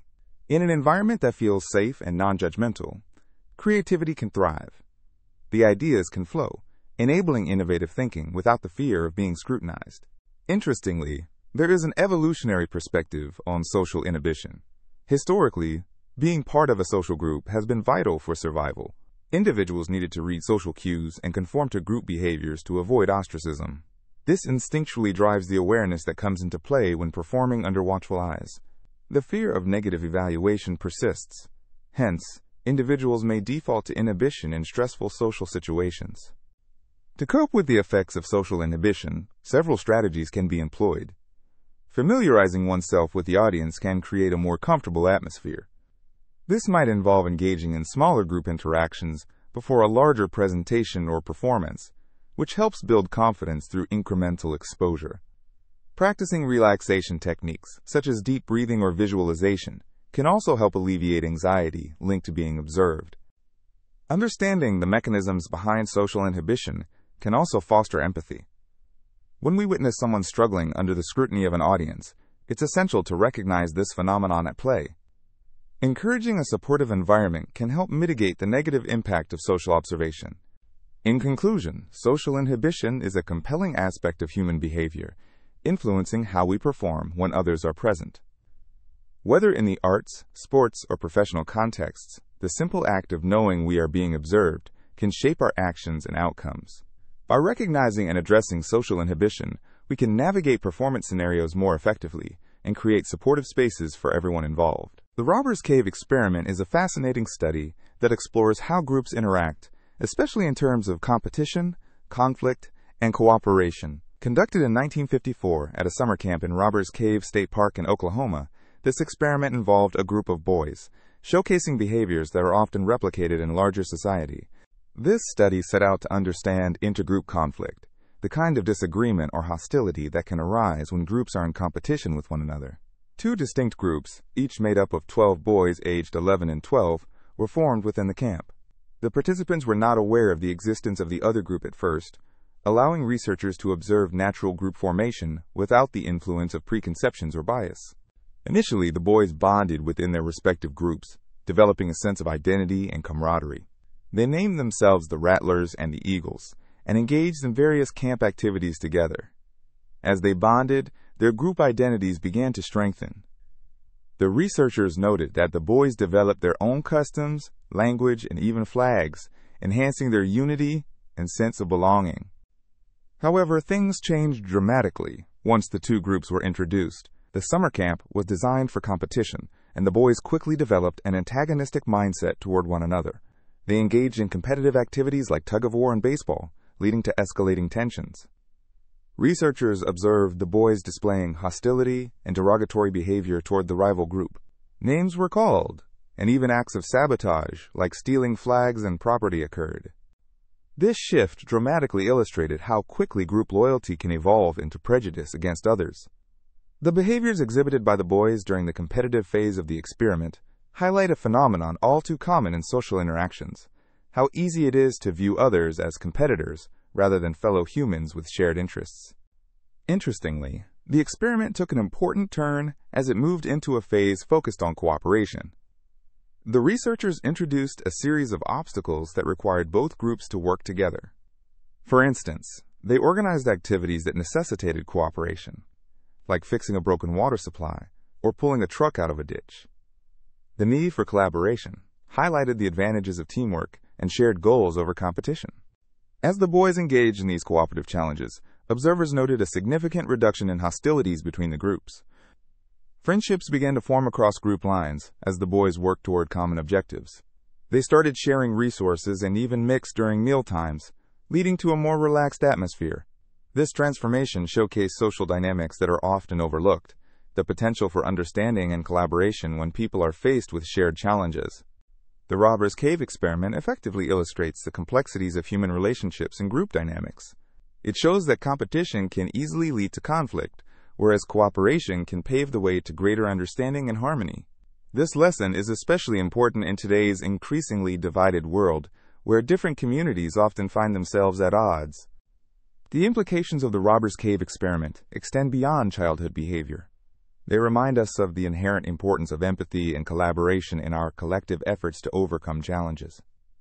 When faced with common goals, communities can transcend divisions and build bridges, drawing on the knowledge that despite the differences that may separate us, we all share fundamental human experiences. In sum, the Robbers Cave experiment provides a compelling look into the nature of human interactions in a group setting. It reveals the ease with which conflict can arise when individuals view each other as rivals. Yet it also offers a hopeful message about the power of cooperation and the remarkable capacity of individuals to overcome their biases when united by a shared purpose. As we navigate our own lives, we can take inspiration from the camp at Robbers Cave, recognizing the strength that lies in collaboration, understanding, and the ability to build friendships across boundaries. By fostering cooperation rather than competition, we can create a more harmonious and united world, ultimately enriching our shared human experience. The Stanford prison experiment, conducted in 1971 by psychologist Philip Zimbardo, is a fascinating exploration into the psychological impacts of perceived power within a contrived environment. This experiment took place at Stanford University and aimed to investigate the effects of situational factors on participants' behavior in a simulated prison setting. To begin with, the study involved a group of college students who volunteered to take part in what they believed was a study on the psychological effects of prison life. 30 college men were chosen from a pool of applicants, all of whom were tested for psychological stability. The participants were then randomly assigned roles as either guards or prisoners. Once the experiment began, the assigned roles quickly influenced the participants' behavior. The guards, given uniforms and sunglasses to obscure their gaze, began to embrace their authority. They exhibited a surprising extent of aggression and control over the prisoners, who were stripped of their identities, and subjected to a dehumanizing environment. The prisoners, on the other hand, were made to wear smocks and were referred to by numbers instead of names. This loss of individuality had profound effects on their psychological state. The transformation was swift. The guards became increasingly domineering, creating a chaotic atmosphere. They utilized a variety of tactics to exert power over the prisoners, including harassment, humiliation, and psychological manipulation. What became evident through these actions was the extreme influence of situational factors on individual behavior. The guards, who were ordinary college students, quickly adopted their roles and began to display behaviors that were far removed from their typical personalities. The intensity of the experiment escalated rapidly. Within a mere few days, the situation grew so troubling that it caught the attention of outsiders, including psychologists who were not involved in the study. These observers noticed signs of extreme stress and anxiety among the prisoners. Some prisoners exhibited signs of emotional turmoil, while others began to rebel against the harsh rules imposed by the guards. One notable incident involved a prisoner who broke down emotionally and had to be released early due to the severe psychological distress he experienced. His experience was echoed by others, highlighting the extreme impact that the role assignment had on the participants' mental health. The experiment, originally planned to last 2 weeks, was terminated after only 6 days due to the alarming changes in behavior and the ethical concerns that arose. By the end of the study, Zimbardo and his team noted that the power dynamic created within this mock prison significantly affected how the guards and prisoners perceived themselves and each other. The guards became embodiments of authority and dominance, while the prisoners internalized their roles of submission and helplessness. The Stanford prison experiment serves as a powerful demonstration of how situational influences can alter individual behavior and decision-making. It highlights the remarkable capacity for ordinary individuals to engage in extreme behavior when placed in structured settings that promote authority and submission. This experiment has had lasting implications for our understanding of authority and power dynamics in real-world settings. Consider how the findings relate to environments such as military organizations, workplaces, and even schools. Each of these settings features hierarchical structures that can lead to the same types of behavior observed in the experiment, which raises questions about moral responsibility and ethical decision-making in positions of power. The repercussions of the experiment also extend to discussions about human rights and the treatment of individuals in authoritative contexts. It prompts us to consider how environments can strip away individuality and create situations where individuals feel compelled to act against their moral beliefs. One of the many lessons from the Stanford prison experiment is the idea that context matters. People are often products of their environment, and the structures surrounding them can either inhibit or promote behavior that aligns with their values. This unpredictability of human behavior is both fascinating and concerning, providing a rich ground for psychological inquiry. Moreover, the ethical implications of the Stanford prison experiment have sparked significant debate in the field of psychology. The treatment of the participants raised important questions about the responsibility of researchers to protect their subjects from harm. As a result, new ethical standards and guidelines were developed to safeguard the mental and emotional well-being of participants in psychological studies. In summary, the Stanford prison experiment is a compelling case study that reveals the powerful influence of perceived authority and the environment on human behavior. Through its dramatic findings, we gain insight into the complexities of power dynamics, the importance of ethical considerations in research, and ultimately, a deeper understanding of the human psyche. These insights remain relevant today as we navigate various social systems and relationships. The experiment invites reflection on what shapes our actions and decisions, pushing us to consider the broader implications of power in our lives. Fear appeal theory is a fascinating concept that explores how fear can be utilized as a tool to motivate individuals towards behavior change. Rooted in psychology and communications, this theory suggests that when people are exposed to messages that evoke fear, they are more likely to take action to mitigate the threat. Take, for example, public health campaigns warning against smoking. They often display graphic images and statistics about the dangers of smoking-related illnesses. By invoking a sense of fear about health consequences, these campaigns aim to persuade individuals to quit smoking. At its core, the theory operates on the premise that fear serves as a strong motivator. Research has shown that when people feel threatened, they may experience an emotional response characterized by anxiety, dread, or even panic.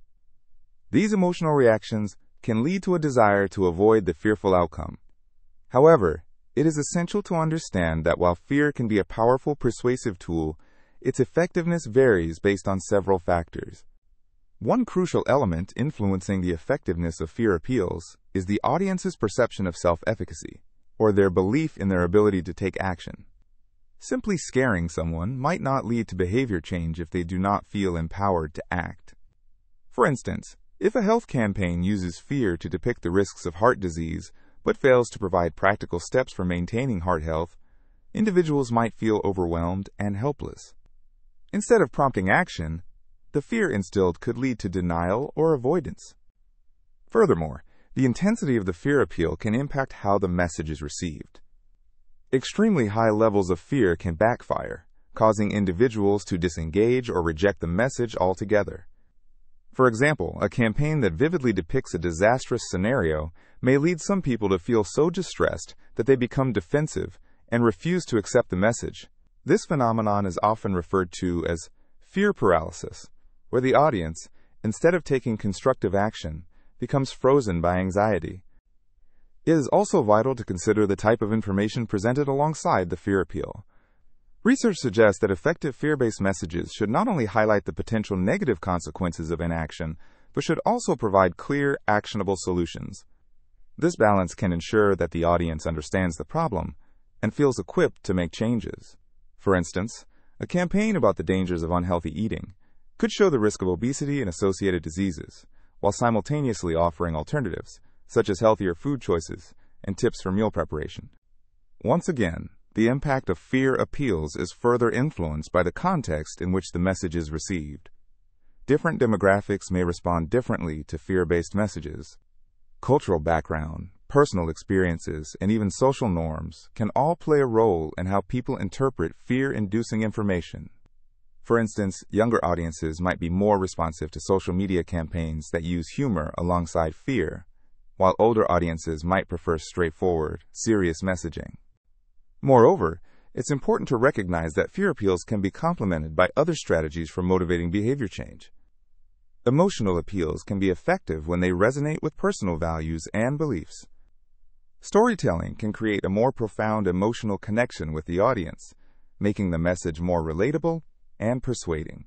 A narrative about someone who overcame fear and made healthier choices, for example, can inspire action through positive reinforcement rather than solely focusing on fear of negative outcomes. In conclusion, while fear appeal theory provides valuable insights into how fear can motivate behavior change, it is not a one-size-fits-all approach. The effectiveness of fear as a motivator is nuanced and dependent on personal and contextual factors. Effective campaigns will not only evoke fear, but will also foster self-efficacy and present actionable solutions. By striking a balance between fear and empowerment, the audience can be inspired to make meaningful changes in their lives. So the next time you encounter a message aimed at motivating action through fear, consider how it employs these tactics and what other elements might enhance its impact. Understanding these dynamics can allow for thoughtful engagement with fear-based messages in everyday life, ultimately guiding individuals toward more informed and proactive choices. Imagine you are at a restaurant and you are trying to decide between two dishes, a juicy steak or a fresh vegetable stir-fry. Now, consider this scenario. The server comes over and describes the steak as being 75% lean, while the vegetable stir-fry is presented as, quote, 25% fat. Even though both statements convey similar nutritional information about the two dishes, the way they are framed dramatically affects your perception and decision-making. The steak sounds appealing because it is framed positively, while the stir-fry, despite being a healthy option, sounds less desirable due to the negative framing of fat content. The phenomenon we just explored is known as the framing effect. It reveals how the presentation of information can significantly influence our choices, opinions, and perceptions. The framing effect is prevalent in everyday scenarios, from advertising to politics to healthcare, and it highlights the importance of understanding how context shapes our decisions. Let's take a closer look at some common examples of the framing effect in various fields. In marketing, for instance, companies often frame their products in a way that emphasizes positive attributes and minimizes drawbacks. A yogurt brand may advertise its product as 80% fat-free instead of contains 20% fat. By highlighting the positive aspect of the product, the company can increase perceived value and encourage consumer purchases. In politics, the framing effect can sway public opinion on critical issues. For instance, when discussing a proposed tax increase, one politician might frame it as a necessary investment in education and infrastructure, while another might describe it as a burden on hardworking citizens. The choice of words and context can determine how people feel about the tax increase, influencing their support or opposition. Even in healthcare, the framing effect plays a crucial role. Consider a medical procedure that has a 90% success rate. If a doctor tells a patient that there is a 90% chance of success, the patient is likely to feel optimistic about proceeding. However, if the same doctor frames it as having a, quote, 10% chance of failure, the patient may become apprehensive and hesitant. The way the outcome is framed can impact the patient's decision to undergo treatment. The framing effect can also extend to personal relationships. Imagine a friend approaches you to borrow a book, saying, "It will only be borrowed for a few days," versus saying, "I might keep it for a while." The first framing suggests a short-term commitment, making it more likely you'll lend your book. In contrast, the second phrase implies a more extended borrowing period, which might create hesitation in lending it. Understanding the framing effect allows us to be more aware of how we process information. We often receive messages from multiple sources, and recognizing the underlying framework can help us make more informed choices. It encourages us to dig deeper and seek out more information beyond just the surface presentation. In communication, the way we frame our thoughts and ideas can impact how others perceive our message. If a teacher frames a difficult lesson as a challenge to overcome together, students may feel motivated and inspired. Conversely, if the same lesson is framed as a tedious task, students may feel disengaged. The importance of strategic framing is evident in educational settings, where fostering a positive learning environment encourages student participation and enthusiasm. One fascinating aspect of the framing effect is its relationship with cultural values and experiences. In some cultures, certain aspects may be framed more positively or negatively based on societal norms and beliefs. For example, in collectivist cultures, emphasizing group success benefits the community may create a more supportive atmosphere than focusing on individual accomplishments. Understanding the cultural context of framing can help us communicate more effectively across different backgrounds. In decision-making, the framing effect can lead to variations in risk tolerance. When faced with a risky choice, individuals may be more likely to take risks when the information is framed positively. For instance, a group of investors may be drawn to invest in a startup framed as having, quote, a 70% chance of outperforming other companies, rather than being told it has a 30% chance of underperforming. This variance illustrates how perception can shift due to the power of framing. Furthermore, the framing effect can be utilized in negotiations. A skilled negotiator understands the significance of word choice and visual presentation. By framing the deal in a way that highlights mutual benefits and potential successes, they can create an atmosphere conducive to agreement and collaboration. On the other hand, if negativity dominates the narrative, parties may struggle to find common ground. Ultimately, the framing effect serves as a reminder that how we present information holds power. It shapes our decisions, influences our beliefs, and colors our perceptions of the world around us. By recognizing this phenomenon, we can better navigate our experiences and make choices that align with our interests and values. As you reflect on your own experiences, consider the times when you feel you've been influenced by the framing of information. What decisions did you make, and how were they shaped by the way the information was presented? Understanding the framing effect allows us to become more mindful consumers of information, encouraging us to evaluate the messages we encounter critically. So remember the steak and vegetable stir-fry next time you make a choice. Notice how the presentation of options can impact your judgment. Being aware of the framing effect enables you not only to make more informed decisions, but also to communicate more effectively with others, creating a space where clarity and understanding can flourish. Imagine you are given a choice. You can receive $100, or you can gamble with that $100. If you gamble, there is a 50% chance you could win an additional $100, but there's also a 50% chance that you could end up with nothing. This scenario sets the stage for a curious aspect of human psychology known as loss aversion. Loss aversion is the phenomenon where the pain of losing something is psychologically more powerful than the pleasure of gaining something of equal value. In our example, many would instinctively reject the gamble, opting instead to keep the guaranteed $100. This reaction is a demonstration of loss aversion at work, and it plays a significant role in decision-making processes across various aspects of life. Consider how this tendency affects everyday choices. When people are presented with a potential loss versus a potential gain, they often lean towards avoiding the loss. For instance, if someone is offered a promotion at work, but the new role comes with a higher risk of being fired, they might decide to stay in their current, safer job. Here, the fear of losing a stable position is greater than the potential benefits of the new job. This concept also strongly influences financial decisions. Investors may hold on to losing stocks for far too long, hoping to avoid realizing a loss, rather than cutting their losses and reinvesting elsewhere. The emotional discomfort of seeing a negative outcome can lead to irrational behaviors that do not align with logical financial strategies. Many could feel that selling at a loss would be admitting defeat, which leads to a strong resistance against making that choice. Loss aversion can also explain why people are often more willing to take risks to avoid losing $10 than they are to gain $10. A study or two could illustrate this phenomenon. In one famous game, participants were asked to make choices involving potential gains and losses. Results consistently showed that the emotional impact of losing $1 was felt more intensely than the joy of gaining $1, highlighting how our minds are wired to prioritize loss avoidance. In the realm of consumer behavior, marketers often leverage loss aversion to influence purchasing decisions. When consumers are told that a product is in limited supply or on the verge of a price increase, they may feel an urgency to buy. The potential loss of the opportunity to acquire a highly desired item can trigger immediate purchases, reflecting a strong desire to avoid missing out. This technique is widely known as scarcity marketing, and it effectively taps into this psychological bias. Another interesting aspect of loss aversion can be found in the realm of relationships. People often cling to old friendships or romantic relationships, even when they may not be healthy or fulfilling.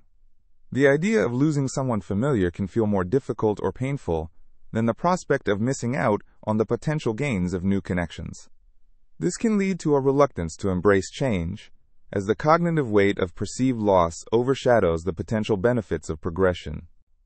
In sports and competitive settings, loss aversion can significantly impact athletes' performances. An athlete who has previously lost a close match may feel the weight of that loss in future competitions. The fear of losing may cause hesitation or a conservative approach to strategy, potentially undermining performance. Coaches and sports psychologists are increasingly aware of how this aspect of psychology can be addressed to foster a more resilient mental attitude in athletes, encouraging them to focus on winning rather than fixating on the fear of loss. Ultimately, loss aversion illustrates a profound truth about human nature. While it can lead to protective behaviors that help individuals avoid negative outcomes, it can also serve as a barrier to growth, innovation, and risk-taking. Recognizing this bias allows individuals to reflect on their choices and decision-making processes more critically, potentially leading to more rewarding outcomes in their pursuits. By understanding loss aversion, we gain insight into why we make specific choices, how we navigate opportunities, and how we can better manage our reactions to both potential gains and losses. Learning to acknowledge the instinctive fear of loss while weighing it against possible gains can shift our perspectives, enabling us to make more balanced and thoughtful decisions in our lives. So the next time you find yourself faced with a decision that involves a potential loss, take a moment to consider the weight of that loss against the percentage of success and the possible rewards that lie ahead. Embracing this balance can lead to a richer experience and potentially greater satisfaction in various aspects of life, whether in personal relationships, career choices, or financial decisions. Applying awareness of loss aversion may be the key to unlocking new opportunities and fostering growth. Imagine walking into a store to buy a new smartphone. As you survey the options, you spot a high-end model with a striking design and a price tag that makes your eyes widen. Let's say this smartphone is priced at $200. Right next to it, you see another model that's quite similar but only costs $00. At this moment, that original price of the high-end phone sets a mental anchor in your mind. Suddenly, the $00 phone seems like a fantastic deal, even if it's still more than you originally intended to spend. This is called the anchoring effect, a psychological phenomenon that influences how we perceive value and make choices. The anchoring effect occurs when an initial piece of information serves as a reference point for subsequent judgments and decisions. It shows just how powerful our first impressions can be, shaping our perceptions and influencing our choices far beyond our awareness. Consider how this effect plays out in different scenarios. Picture a real estate agent showing you two houses. The first house you visit is a cozy but slightly outdated home, listed for 00000. After that, you go to the second house, which is much larger and has modern amenities, listed at 50,000. Even though the second house is objectively better, the initial price of the first house can make the price of the second house seem more reasonable. The anchor gets established with the first price, and suddenly, paying 50,000 doesn't seem all that daunting. Think about how the anchoring effect impacts the world of marketing too. When companies price their products, they often use this effect to their advantage. For instance, consider a store that advertises a jacket at a regular price of 50, but offers it at a discounted rate of 00. The original price serves as an anchor, making the discount more appealing. Even if that jacket might be worth only 0, the perception is altered simply because of the initial price. This phenomenon is not limited to tangible items. It even influences our decisions in negotiations. Imagine you are negotiating a salary for a new job. If the first figure you discuss is 0000, this number becomes an anchor. As discussions continue, both parties may gravitate around that figure, affecting what is perceived as reasonable compensation. If you had open discussions with a higher figure, it could have set a different expectation, leading to a different outcome entirely. Also, the anchoring effect appears in everyday choices. Suppose your friend suggests a particular restaurant. If you start with the assumption, based on what they said, you may think of that place more favorably than if you were to start evaluating it from scratch. The initial recommendation becomes a reference point that colors your perception. This is why restaurant menus sometimes highlight the most expensive items at the top. You read about a luxurious entree priced at 0 before seeing the more typical selections, like a 5-dish, which suddenly appears much more appealing. The anchoring effect can even extend to our judgments about ourselves. When considering personal achievements, the first major milestone you think about can set the tone for how you view your overall success. If you remember your top achievement as landing a dream job early in your career, you may judge your subsequent accomplishments against that one success, which could skew your perspective on your growth and progress. Now, let's talk about how to guard against the anchoring effect. Awareness is the first step. Knowing that anchors exist can help you take a step back when making decisions. Instead of accepting the first piece of information as a fixed point, challenge your initial thoughts.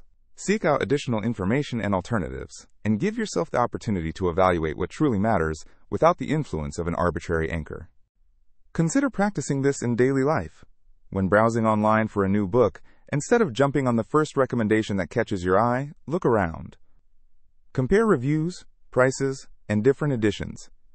This practice can help you transcend the confines of an initial reference point and discover options you might have missed. Ultimately, the anchoring effect is a testament to how our minds work. Initial information can weigh heavily on our decisions, shaping our perspectives in ways we may not even realize. By understanding how this mechanism operates, we can become more informed decision makers, enhancing our ability to navigate a world filled with choices and influencing factors. Remember, the next time you are faced with a decision, consider how the anchors around you may be directing your thoughts and perceptions. Embrace a broader perspective and open the door to new possibilities that lie beyond the initial anchors you encounter. The Endowment Effect is a fascinating psychological phenomenon that demonstrates how ownership influences our perception of value. This effect shows that people tend to ascribe more worth to items they own compared to similar items they do not possess. Imagine you have an old coffee mug that you received as a birthday gift. You might not think much of it when it sits on the shelf, but as soon as it becomes yours, you may find yourself valuing it much more. Studies have shown that this mindset of ownership can lead individuals to irrational decisions. Researchers often conduct experiments to illustrate this effect. One common experiment involves giving participants a mug and then asking them how much they would be willing to sell it for. On average, people demand a higher price than they would be willing to pay if they were to purchase that same mug from someone else. This discrepancy in value highlights a unique aspect of human psychology. Our possessions carry a greater significance in our eyes simply because they belong to us. This effect is not limited to trivial items like a mug. It can also be observed in more significant contexts, such as real estate or even sports teams. Consider two fans of the same team, one owning a season pass and the other only watching games on television. The fan with the season pass is likely to place a higher value on their ticket, viewing it as an essential part of their experience and identity, while the viewer at home may not value the games as dearly. Ownership impacts our emotional connection to things. The items we own can evoke memories, such as a family heirloom that reminds us of our childhood, or travel souvenirs that transport us to cherished experiences. This emotional tie can intensify the perceived value of these items, reinforcing the endowment effect. In economic terms, the endowment effect can explain certain market behaviors. For example, traders holding onto stocks that have decreased in value are less likely to sell them, often due to the emotional weight they attribute to them. They may believe that selling these stocks would mean acknowledging a loss, not just financially but also personally. This can lead to selective decision-making, where individuals hold onto items or investments longer than is rational, simply because they own them. Cognitive biases play a significant role in the endowment effect. One factor, known as loss aversion, suggests that people are generally more sensitive to losses than to gains. In other words, the pain of losing something is more intense than the pleasure of acquiring something of equal value. This can lead individuals to overvalue what they possess and undervalue what they do not. When faced with the potential of losing an owned item, the emotional response tends to outweigh the considerations of market value. Another related aspect is the principle of scarcity. When we own something, it becomes part of a select set of items that we label as ours. This can trigger a sense of urgency and importance. For example, collectors often display strong attachment to their collections, such as rare coins, stamps, or artwork, not just because of their intrinsic value, but also because of the effort and time invested in acquiring and maintaining them. The endowment effect also has implications in consumer behavior. Marketing strategies often leverage this concept. For instance, brands may offer trial versions of products, encouraging customers to experience ownership through temporary possession. Once consumers have used the product, they begin to ascribe a higher value to it, making them more likely to complete a purchase. This is a clever way of harnessing psychological principles to boost sales. In addition, the endowment effect can occur in social situations. When friends exchange gifts, recipients may find themselves valuing the gift more than the giver expected. The joy of receiving something personal can elevate its perceived worth in the recipient's mind, representing not just the item itself, but also the thought and effort behind it. It's also important to consider how the endowment effect can influence our relationships with possessions and the environment. Understanding this phenomenon may encourage individuals to rethink their attachment to material goods. By recognizing that the value ascribed to objects is often inflated due to ownership, one might begin to prioritize experiences or relationships over accumulating things. Throughout life, people may accumulate various items, leading to clutter and over-attachment. By acknowledging the endowment effect, individuals can cultivate a sense of awareness about their consumption patterns and emotional ties to material possessions. This awareness could pave the way for a more minimalist lifestyle, focusing on the quality of experiences rather than the quantity of things owned. The endowment effect plays a significant role in shaping our perceptions, decisions, and relationships with possessions and each other. By understanding its influence, we can begin to explore our own beliefs about value and ownership. Challenging our preconceived notions may grant us a clearer perspective on what truly matters in life. Ultimately, the endowment effect reveals a layer of complexity in human behavior, one that ties together emotion, psychology, and economics in a way that continues to intrigue researchers and practitioners alike. Have you ever flipped a coin and seen it land on heads several times in a row? After those first few tosses, did you start to think that tails was due to come up next? This is a classic example of what we call the gambler's fallacy. It's the belief that if an event occurs more frequently than normal during a given period, it is less likely to happen in the future. Conversely, if something occurs less frequently, it is assumed to be due to happen. This mindset can lead to some fascinating and often incorrect assumptions about random events. The gambler's fallacy is particularly relevant in settings where chance plays a significant role, such as in games of chance like roulette, poker, or even in everyday occurrences like sports matches.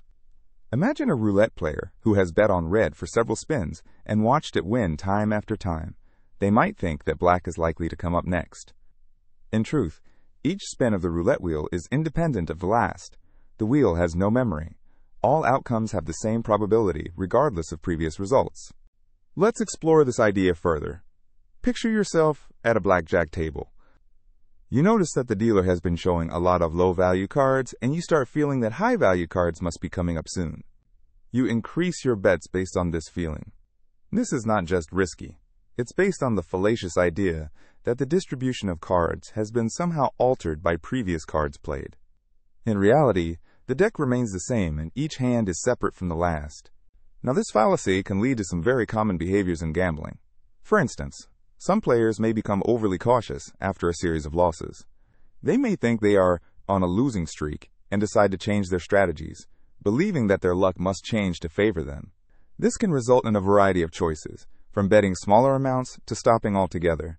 While adjusting strategies in response to patterns can be a good thing, doing so based on false beliefs about randomness can ultimately be damaging. Interestingly, many find comfort in patterns, even where none truly exist. When faced with uncertainty, humans naturally seek meaning. This tendency can morph into the gambler's fallacy, as players search for perceived trends in random outcomes. It's a brilliant example of how our brains are wired to seek patterns, even in chaos. Consider sports fans who believe their team's recent streaks could affect the outcome of the next game. After a string of losses, they might feel that a win is inevitable. This sentiment can become infectious in a crowd, leading to a shared belief that they are due for a victory.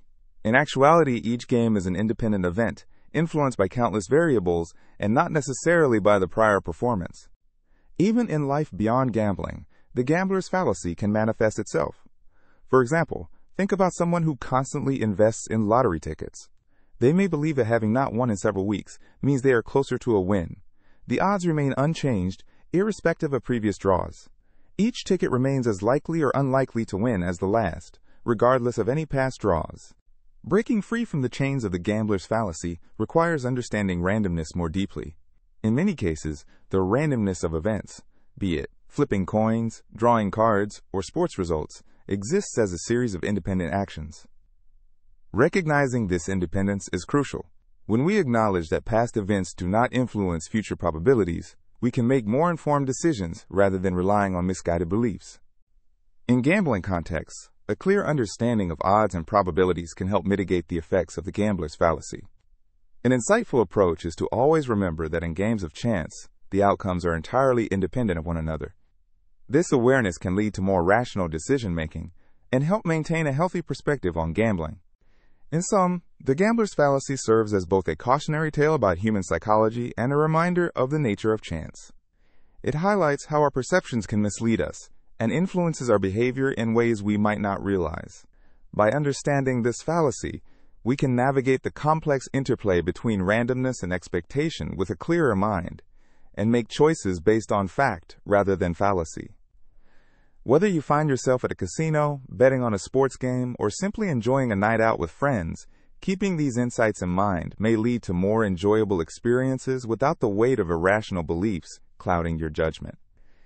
Embracing the randomness of life opens a new perspective, one where we can enjoy the games and surprises without falling prey to the misunderstandings of past performance influencing future outcomes. Agentic state theory is a fascinating concept in psychology that delves into the dynamics of obedience and authority. Originating from the work of psychologist Stanley Milgram, this theory offers insights into how individuals can shift their sense of responsibility when they perceive themselves as agents carrying out the commands of another person, typically an authority figure. Imagine a scenario in which a person is asked to perform an action that goes against their moral beliefs. In a non-agentic state, this individual might feel a strong sense of responsibility for their choices and the consequences that follow. However, when they enter an agentic state, something intriguing happens. They begin to see themselves not as the primary decision makers, but as instruments through which another person's orders are executed. Take a situation in a workplace setting, for instance. An employee may be instructed by a manager to alter data in a report to make the company's performance appear better than it truly is. In this moment, instead of grappling with the ethical implications of such an act, the employee may experience a shift in perspective. They may convince themselves that their obligation is to obey the manager's commands, thereby displacing their personal accountability onto their superior. This mindset creates a sense of psychological distance between the action taken and the individual's own moral compass. This transformation can be powerful during times of heightened authority, such as in a military context or within hierarchical organizations. Individuals may find themselves more likely to adopt an agentic state. A soldier following orders in a combat situation may not see themselves as making decisions that could have grave moral implications. Instead, they might view their actions purely as fulfilling a duty to their commanding officer. Understanding agentic state theory becomes even more compelling when we examine historical events. The Nuremberg trials, where numerous individuals were prosecuted for war crimes, highlighted this phenomenon. Many defendants claimed they were simply following orders, illustrating how the perception of authority can impact moral reasoning. This allows us to see that sometimes people surrender their personal ethical standards in favor of a compliance. So what causes this shift into an agentic state? Several factors come into play. One significant element is the presence of a legitimate authority figure. When someone in a position of power provides instructions, individuals might defer their personal judgments and responsibilities, viewing the figure as the one accountable for the outcomes. This can also be influenced by social and cultural contexts that emphasize obedience to authority, making individuals less likely to question commands. Another aspect to consider is the emotional state of individuals when faced with orders. Stress, fear, or pressure can amplify the likelihood of entering an agentic state. In high-pressure environments, individuals might rationalize their actions, believing they are compelled to comply for the greater good, whether that translates to their workplace efficiency or adhering to military protocols. Empirical studies have provided support for agentic state theory, claiming that the act of assigning responsibility diminishes the moral considerations individuals typically weigh when acting independently. For example, in Milgram's experiments on obedience, participants were directed to administer what they believed were painful electric shocks to another person. Many participants displayed reluctance at first, and even expressed concern for the recipient's well-being. However, as the experimenter insisted that they were responsible for the ongoing actions, many participants relinquished personal moral qualms in favor of carrying out the commands given. What's particularly significant about agentic state theory is its implications for understanding behavior in various contexts. It encourages an exploration of how authority structures shape our interactions and decisions. From workplaces to schools, and even familial situations, the dynamics of authority can profoundly impact the way individuals act and the moral weight they feel regarding their choices. This theory also opens up discussions about the potential consequences of entering an agentic state. When individuals prioritize obedience over personal ethics, it can lead to serious repercussions not only for themselves, but for their communities and society at large. This creates a ripple effect that extends beyond individual actions, influencing collective behaviors and societal norms. By examining the principles of agentic state theory, we gain insight into the complexities of human behavior and the mechanisms at play when individuals navigate their moral landscapes in situations of authority. It challenges us to reflect on our own values and the moments when we might prioritize conformity over conscience.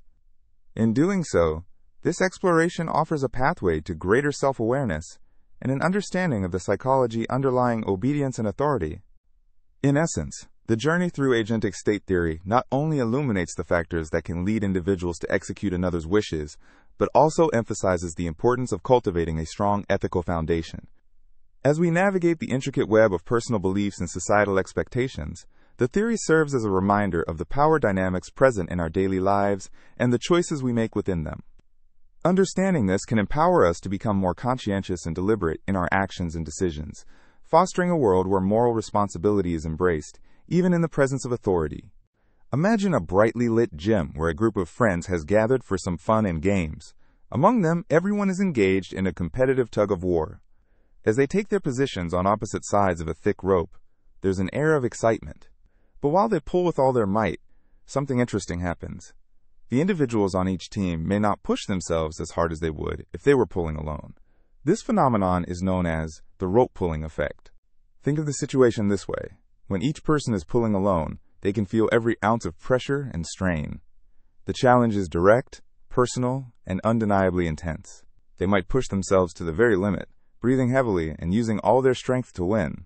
However, when involved in a group task, like the tug-of-war, the dynamics shift. Individuals might relax their efforts because they know others are sharing the workload. This can lead to a sense of complacency. They might think, I've got teammates who can help me pull the weight.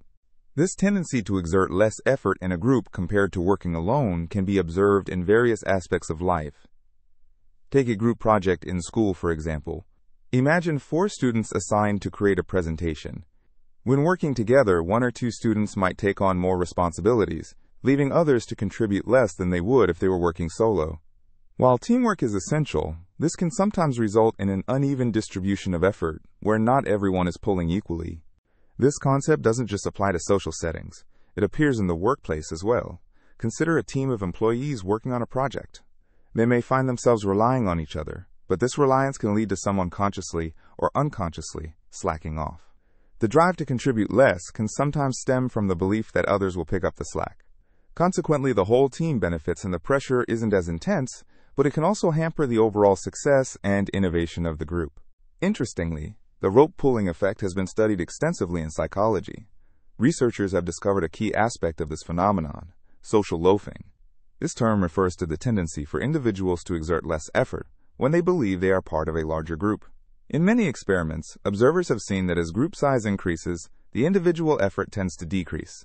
For instance, in studies involving people pulling ropes, it becomes clear that the more people involved, the less effort each participant puts forth.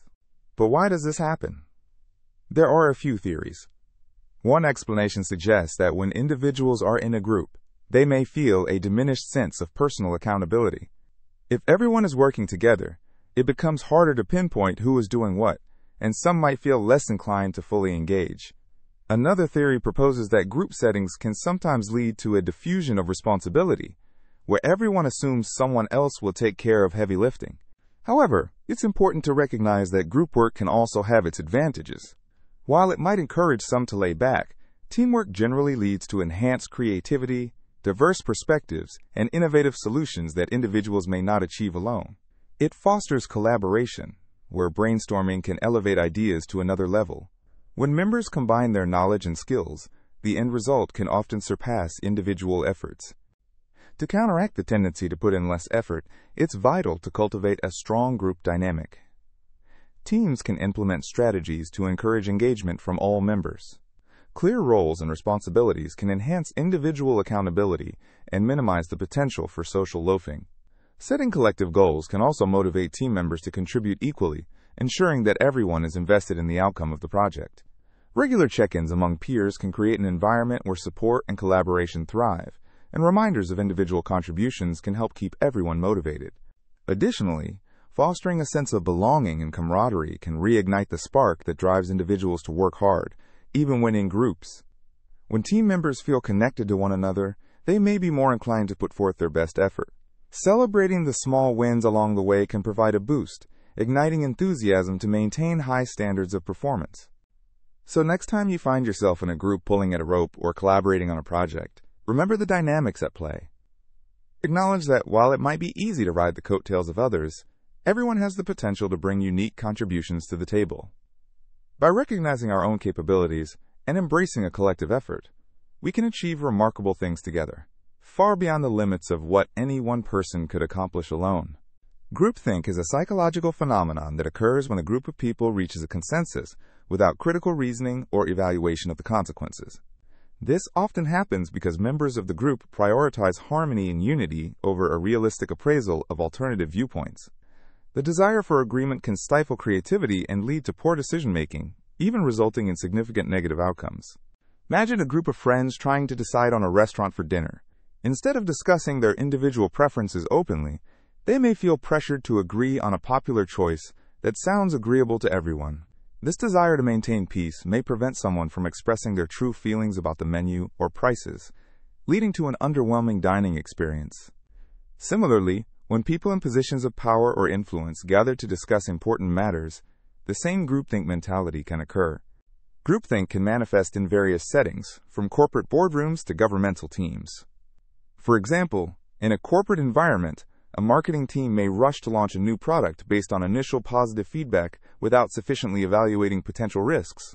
Each team member may hold reservations about the launch, but they choose to suppress their concerns to maintain a facade of agreement. This can lead to a product that doesn't resonate with customers or is poorly received.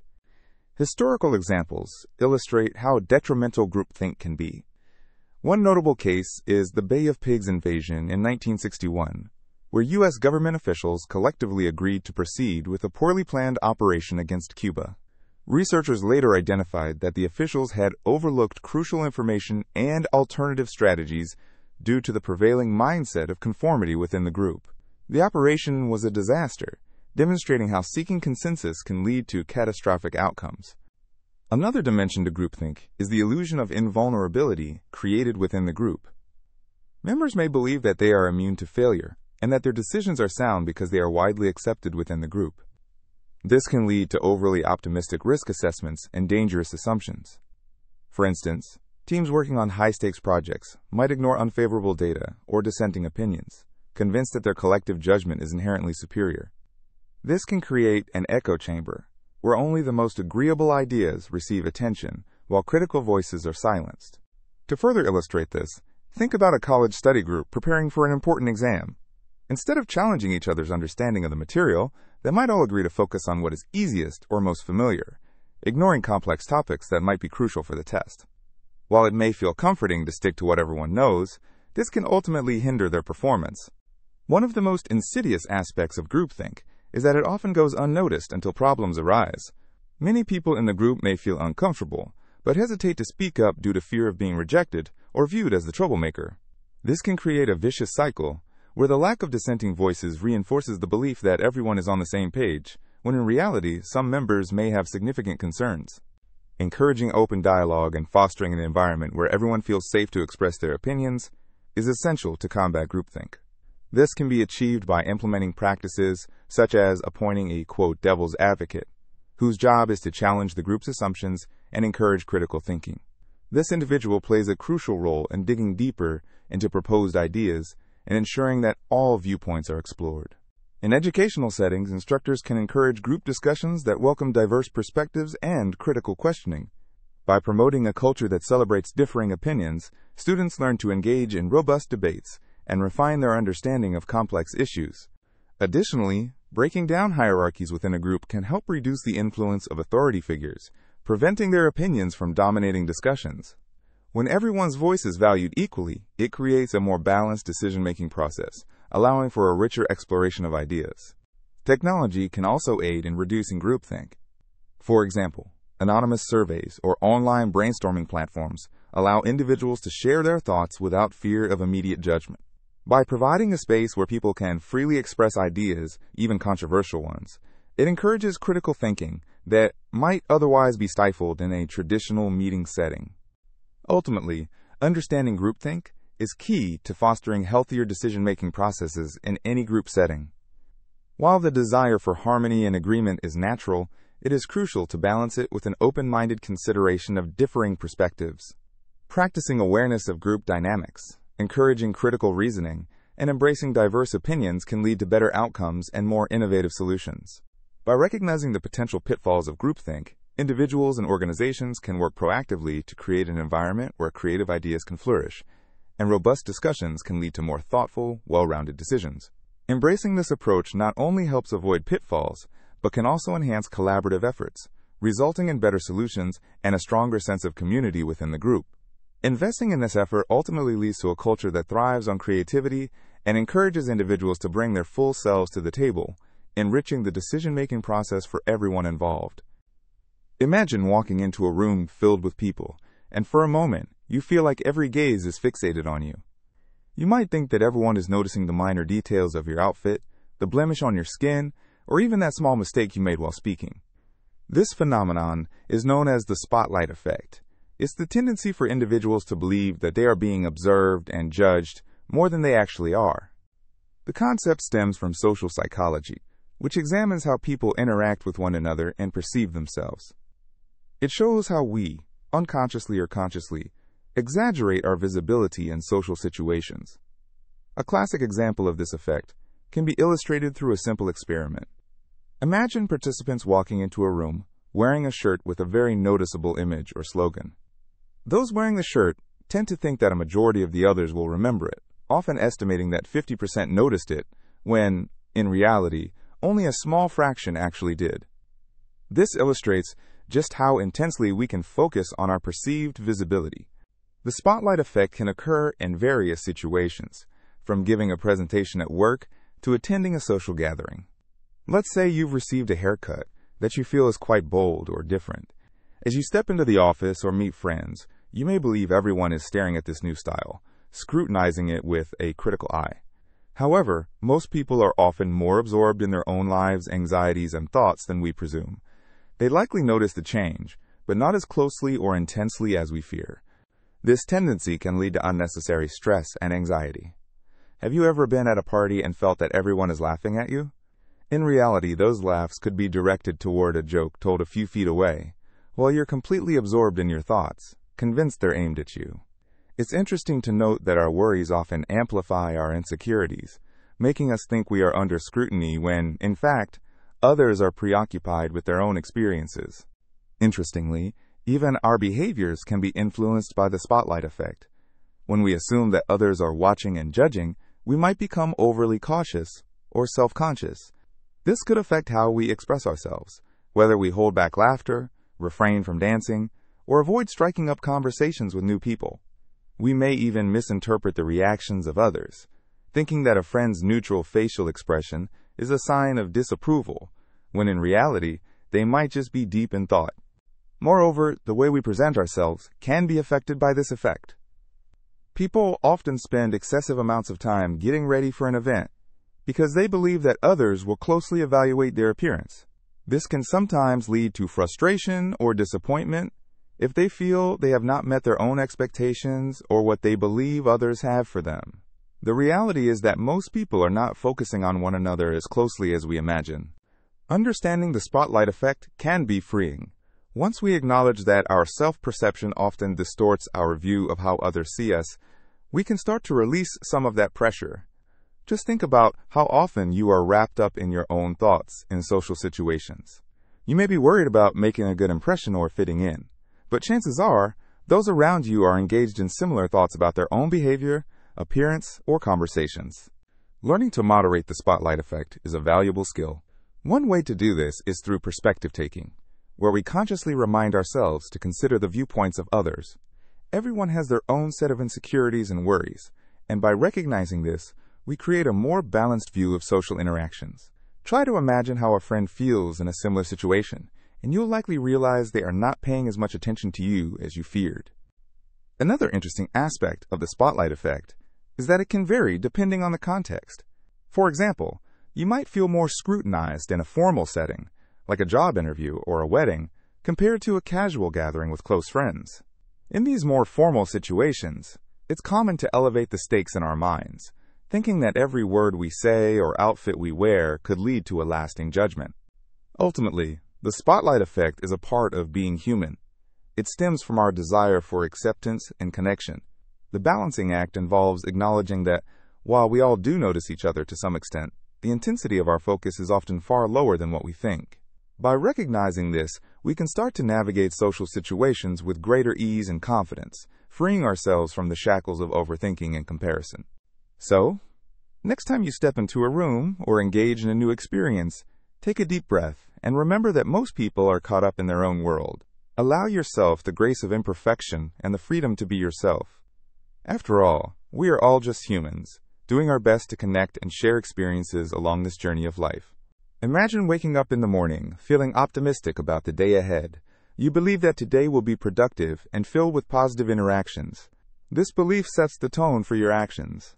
You greet your coworkers with a smile, take the initiative to tackle tasks, and engage in conversations with an open mind. As a result, your day unfolds successfully, confirming your initial belief.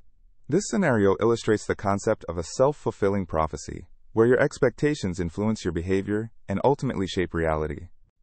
Now think about a different perspective. Suppose you wake up feeling defeated, convinced that nothing good is going to happen. This belief influences how you engage with the world. You might avoid social interactions, procrastinate on important tasks, and exhibit a negative demeanor. Others may respond to your reluctance with indifference or disengagement. Consequently, your day may not go well, reinforcing your initial belief that it would be a bad day. Both scenarios demonstrate how powerful our beliefs can be in determining the outcomes we experience. The roots of the self-fulfilling prophecy can be traced back to psychology.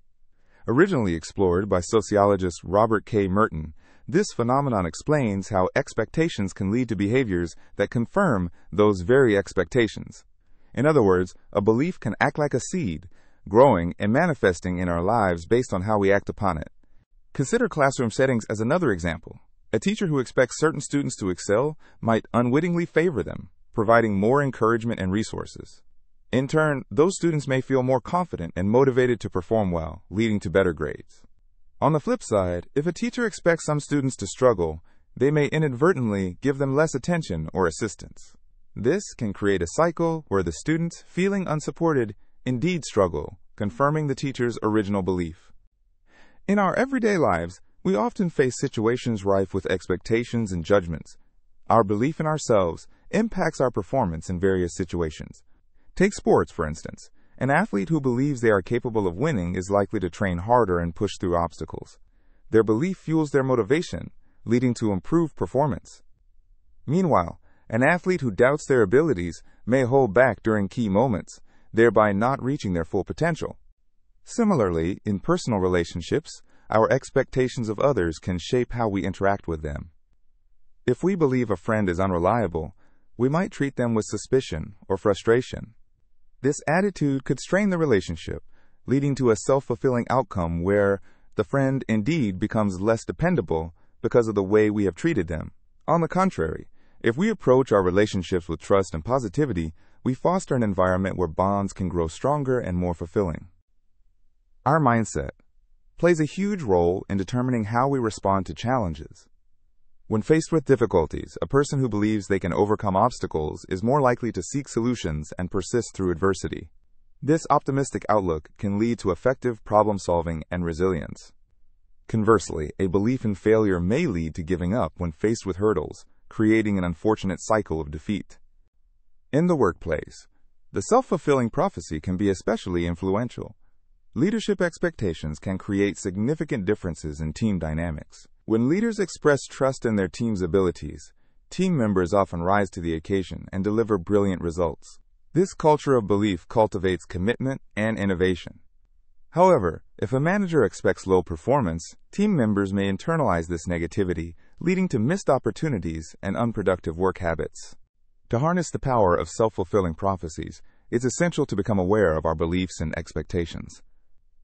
Start by examining the thoughts you hold about yourself and those around you. Are they empowering or limiting? Can you shift your perspective? By consciously choosing to adopt more positive and supportive beliefs, you can create a ripple effect throughout your life. Creating affirmations is one way to establish positive beliefs. By repetitively affirming ideas like, "I am capable," or "I attract success," you help your mind and body align with these new beliefs.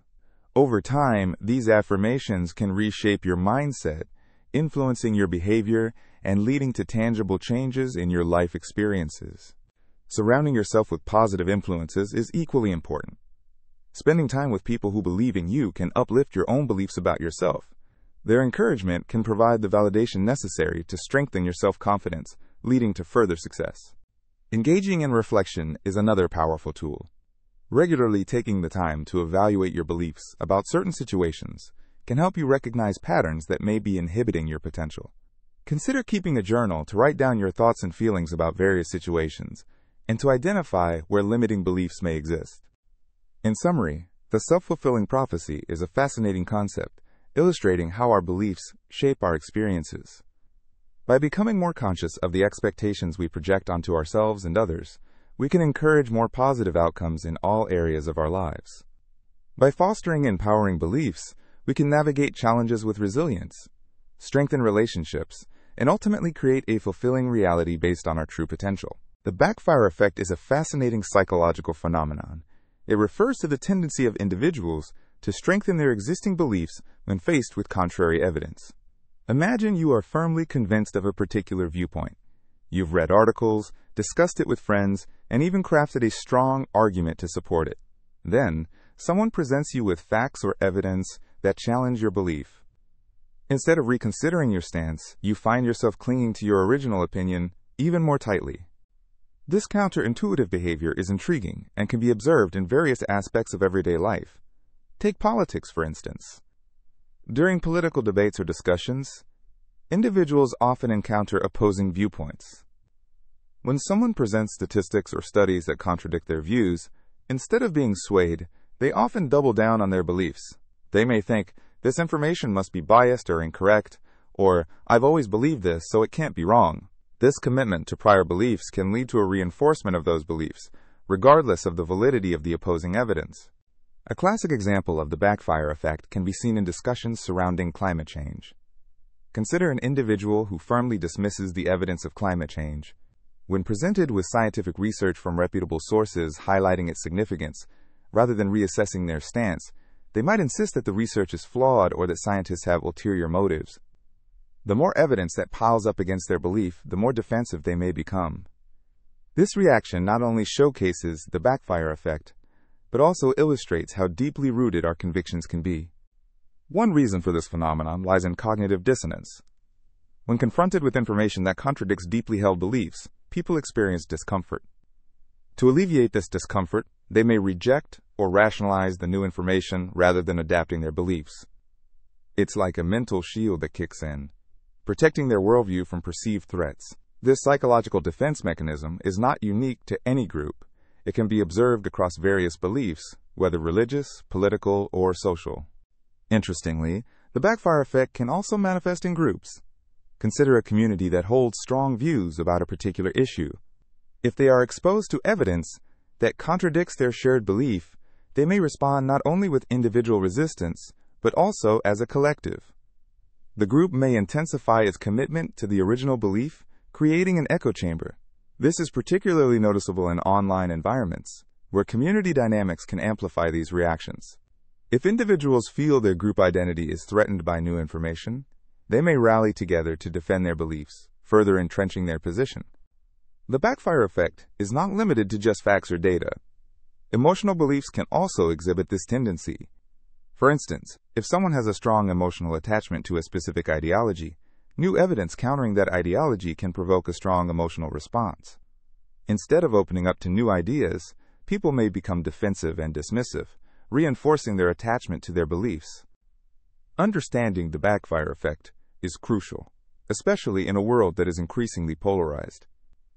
By recognizing this psychological response, we can approach discussions and debates with greater sensitivity. Engaging in conversations about sensitive topics requires a careful approach that fosters understanding rather than confrontation. When we present information, it helps to do so in a manner that respects the other person's beliefs, paving the way for open dialogue. Educational settings also grapple with the backfire effect. Educators aim to encourage critical thinking and open-mindedness among students. However, when students encounter beliefs that go against the grain of their upbringing or previous knowledge, they may resist. A classroom discussion around controversial topics can sometimes turn into a battleground of entrenched beliefs. Educators can address this by creating a safe and respectful environment for exploration, emphasizing the value of inquiry and the importance of considering multiple perspectives. The backfire effect sheds light on how we process information and form beliefs. It shows us that simply presenting facts is often not enough to change minds. Instead, we must consider the emotional and social context surrounding beliefs. When attempting to introduce new ideas, it can be beneficial to frame them in ways that resonate with the values and concerns of the audience. Building common ground can facilitate more productive discussions, allowing for an exchange of ideas that feels respectful and less threatening. In summary, the backfire effect is a compelling demonstration of how people can become more entrenched in their beliefs when faced with contrary evidence. It emphasizes the complexity of human psychology and the importance of understanding both the cognitive and emotional elements at play in belief formation. By being mindful of this phenomenon, we can engage in more meaningful conversations, fostering learning and understanding rather than division. Awareness of the backfire effect can inspire us to approach discussions with empathy and clarity, facilitating a dialogue that opens the door to change rather than shutting it down. Imagine you are in a crowded room filled with people who seem to hold opinions similar to yours. You discuss your views on a variety of topics, from politics to your favorite TV shows, and every time you voice an opinion, you meet nods of agreement. You might walk away from that gathering feeling quite confident that the majority of people share your beliefs. However, this feeling is often misleading, and that's where the concept of the false consensus effect comes into play. The false consensus effect is a fascinating psychological phenomenon, where individuals tend to overestimate the degree to which their personal beliefs, opinions, and preferences are shared by others.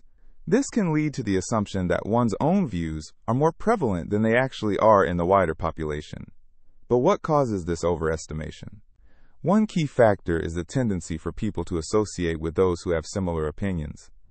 When you are surrounded by like-minded individuals, whether at social gatherings, within family circles, or online communities, it creates a sense of commonality that can skew your perception of how widespread those opinions actually are. For instance, think about a political debate. If you are passionate about a particular candidate and express that passion in discussions mainly with friends or family who share your views, you may begin to believe that your candidate has a much larger support base than they might actually have. This is because your social environment reinforces your beliefs, creating a bubble where dissenting opinions are less visible. Further influencing this phenomenon are cognitive biases, particularly the availability heuristic. This is the mental shortcut where people assess the probability of an event based on how easily an example comes to mind. If you've recently seen many people express similar beliefs or opinions on social media, it seems like a large number of people hold those same views, leading to an exaggerated sense of consensus. Interestingly, the false consensus effect can sometimes have a protective effect on your self-esteem. When you believe that many others share your opinions or make similar choices, it can validate your decisions and bolster your confidence. For example, if you choose to follow a specific lifestyle, such as veganism, you might seek out communities or groups that reinforce that choice, leading you to feel that it's a much more common practice than it statistically is. However, this belief in consensus can also lead to misunderstandings and conflicts. Imagine a scenario in the workplace where a team member assumes that everyone supports a particular approach to a project simply because it aligns with their own views. This could leave those who hold differing opinions feeling unheard and unrecognized. It showcases how important it is to be aware of this psychological trend, as it can impact communication and collaboration in various environments. Moreover, the false consensus effect might also reveal itself in the way people perceive societal norms. For instance, if someone believes that everyone enjoys a particular genre of music or a type of cuisine, they might feel puzzled when they encounter someone who doesn't share that preference. They might think, "How can that be? Everyone I know loves this." This limited perspective can lead to unfair generalizations about people's tastes and choices. To further illustrate this concept, consider the world of social media. Platforms often allow for the creation of echo chambers, where like-minded individuals gather and share their views. Users may be bombarded with content that reinforces their beliefs and opinions, leading to the reinforcement of this false consensus. It can create a distorted reality where alternative viewpoints are dismissed or ignored, thus perpetuating this cognitive bias even further. In relationships, the false consensus effect may play a significant role as well. Couples might experience this effect when they assume their partner shares their interests or values simply because they are in a relationship together. For example, one partner may avidly enjoy hiking and believe their significant other feels the same way, even if they do not.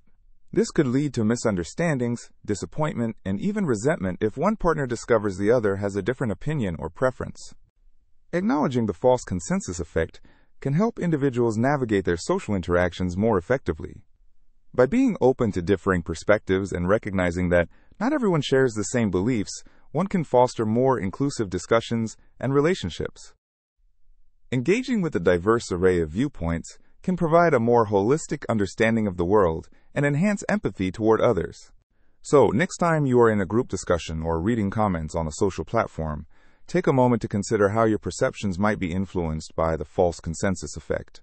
Remind yourself that while your opinions feel strong and widely supported, there is a vast array of perspectives out there that may differ significantly from your own. This awareness can be a step toward greater understanding and openness in your interactions, creating a richer tapestry of conversations and experiences. In embracing this diversity, your worldview can expand, leading to deeper connections and a greater appreciation of the complexity of human thought and behavior. The sunk cost fallacy is a fascinating psychological phenomenon that affects decision-making in various aspects of our lives. Imagine you purchase tickets to a concert, but on the day of the event, you discover that a massive storm is projected to hit your area. Although you would prefer to stay home, your inclination might be to go to the concert simply because you already spent money on the tickets. This illustrates the essence of the sunk cost fallacy, where past investments influence our current choices, often leading to irrational decisions. To understand this concept more deeply, let's explore how the sunk cost fallacy manifests in different scenarios. Consider a person who is part of a long-term project at work. They have invested significant time and resources in the project, but it has become clear that it is unlikely to succeed. Despite the overwhelming evidence suggesting that it's time to pivot or abandon the project, they continue pushing forward because they believe their previous investments must not go to waste. This persistence can lead to more lost time and resources, impacting not only the individual, but also the team and the organization. Social relationships can also reflect the sunk cost fallacy. Think about someone who has been in a friendship for years. If the bond has become unhealthy or one-sided, the individual may choose to stay in the relationship because of the time and energy spent nurturing it over the years. They might ignore the red flags and flaws of this connection, clinging to memories of the past instead of recognizing that sometimes letting go can open the door to healthier relationships. Economics offers a clear picture of how the sunk cost fallacy operates through examples like businesses investing in projects that are failing. For instance, a company may have spent a considerable amount on developing a new product. As the launch date approaches, market research indicates that the product may not meet consumer needs. Instead of reassessing and possibly scrapping the product, management misunderstands the situation and invests even more funds, believing that they must retrieve their initial investment. This can lead to a more significant loss, as continued funding may not turn the ship around. The sunk cost fallacy isn't limited to finances or relationships. Our hobbies and interests can also be affected. Picture someone who has bought expensive gear for a sport they no longer enjoy. They might continue participating in the sport, even when it's no longer fulfilling, simply because they have already spent money on the equipment. Instead of recognizing that enjoyment and fulfillment should dictate whether to continue, the individual feels trapped by what has already been invested. To counteract the influence of the sunk cost fallacy, it can be helpful to create a framework for decision-making that separates past investments from future prospects. Asking ourselves simple questions can help clarify our thoughts. For instance, what is the likelihood of success if I continue down this path? Am I making my choice based on potential future rewards or because of what I have already spent? By focusing on the present and future objectives rather than past expenses, we can make more rational and fulfilling choices. Learning to recognize the sunk cost fallacy is an important part of personal development. It helps us understand that our past actions do not have to dictate our future decisions. By embracing the idea that letting go can lead to new opportunities, we open ourselves to a broader range of experiences and potential successes. Every decision offers a learning experience. Reflecting on why we invested time, energy, or money into a venture can provide insight into our motivations and areas for growth. Are we seeking social validation, security, or a sense of accomplishment from our investments? Identifying these motivations can empower us to make decisions based not on previous costs, but on our current needs and desires. One effective strategy is to set time limits for decisions to evaluate whether to continue or pivot. This approach encourages us to assess the situation critically and make a conscious decision instead of falling back into the comfortable cycle of past investments guiding our actions. A regular review of ongoing commitments can be a helpful practice, allowing us to streamline our efforts and focus on what truly brings us joy and fulfillment. The world around us is ever-changing, and it is important to stay attuned to these changes in our lives. Embracing flexibility and adaptability can be key to personal and professional growth. When we decide to let go of something that no longer serves us, we often create space for new opportunities, relationships, and experiences that enrich our lives. In exploring the sunk cost fallacy, we gain a better understanding of how our past influences our present and future. Each of us has faced moments where it was challenging to let go of old commitments, whether they be projects, relationships, or habits. By recognizing the tendency to cling to our past investments and consciously choosing to evaluate our current situations on their own merits, we can pave the way for more fulfilling and satisfying lives. So as you reflect on your own experiences and choices, consider how the sunk cost fallacy may have influenced your past decisions. Asking yourself questions and reassessing your commitments can be a powerful step towards clarity and intentionality. Letting go of what no longer serves you can lead to growth, new beginnings, and a more authentic life journey. Have you ever noticed how sometimes certain experiences seem to linger in your mind, shaping how you perceive things around you? This phenomenon is known as the priming effect. It occurs when exposure to one stimulus influences your response to a subsequent stimulus, often without you even realizing it. Understanding this effect can provide fascinating insights into human behavior and cognition. Imagine you enter a room filled with the sweet aroma of freshly baked cookies. The warm, inviting scent may trigger memories of your childhood, perhaps reminding you of family gatherings where cookies were a staple. This initial exposure not only evokes nostalgia, but also primes you to feel happier and more relaxed. As a result, when you later encounter something neutral, like a conversation topic or an image, your positive mood may influence how you interpret that experience, even if it has no direct connection to the cookies. The priming effect works in a variety of contexts. For instance, consider how marketers use this knowledge to enhance consumer behavior. When you see a commercial featuring a sunny beach scene, you might feel a sense of joy and relaxation. Later, when you come across a vacation package advertisement, your prior experience with the beach imagery can lead you to view that vacation package more favorably. The initial stimulus, the beach scene, has primed you to respond positively to the related content, making you more likely to consider the offer seriously. Research has shown that the priming effect can occur in both positive and negative contexts. For instance, if someone has just been exposed to words related to kindness, they may be more inclined to act generously towards others. Conversely, if someone is exposed to words associated with aggression, they might respond more defensively in subsequent interactions. This illustrates how mere exposure to different stimuli can shape our judgments and actions, often in surprising ways. The impact of the priming effect extends beyond mere thoughts and emotions. It can also influence our perceptions and behaviors. In a study, participants who were first shown images of elderly people were later involved in a task where they had to walk down a hallway. Interestingly, those participants walked more slowly than those who were not primed with elderly imagery. This demonstrates how subtle cues can unconsciously influence our actions through the priming effect. In psychology, the concept of primes can take many forms. Visual primes like pictures or colors can evoke specific feelings or associations, while auditory primes such as music or sounds can set a mood or atmosphere. Even social primes, such as being reminded of certain social roles or stereotypes, can lead to behaviors that align with those reminders. Each of these forms of priming serves to illustrate a fundamental truth about human cognition. Our thoughts and actions are not always entirely under our conscious control. Consider how the priming effect influences our everyday language. When someone mentions the word chocolate, it doesn't just bring to mind the taste of rich, creamy sweetness.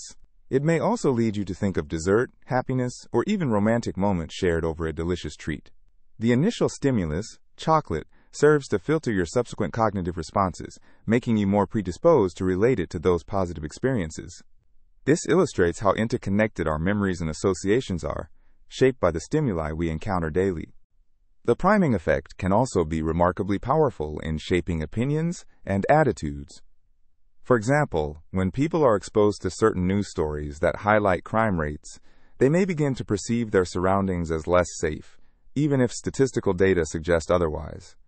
This is known as availability heuristic, where people base their judgments on immediate examples that come to mind. Such a primed perspective can influence not only personal feelings of safety, but also broader societal attitudes, such as support for certain policies or approaches to crime. The contexts in which the priming effect operates are diverse and impactful. In education, positive priming might help students feel more engaged and motivated when they see connections between subjects. For instance, a math teacher who ties mathematical concepts to real-world applications, such as budgeting for a dream vacation, can prime students to view the subject as relevant and interesting.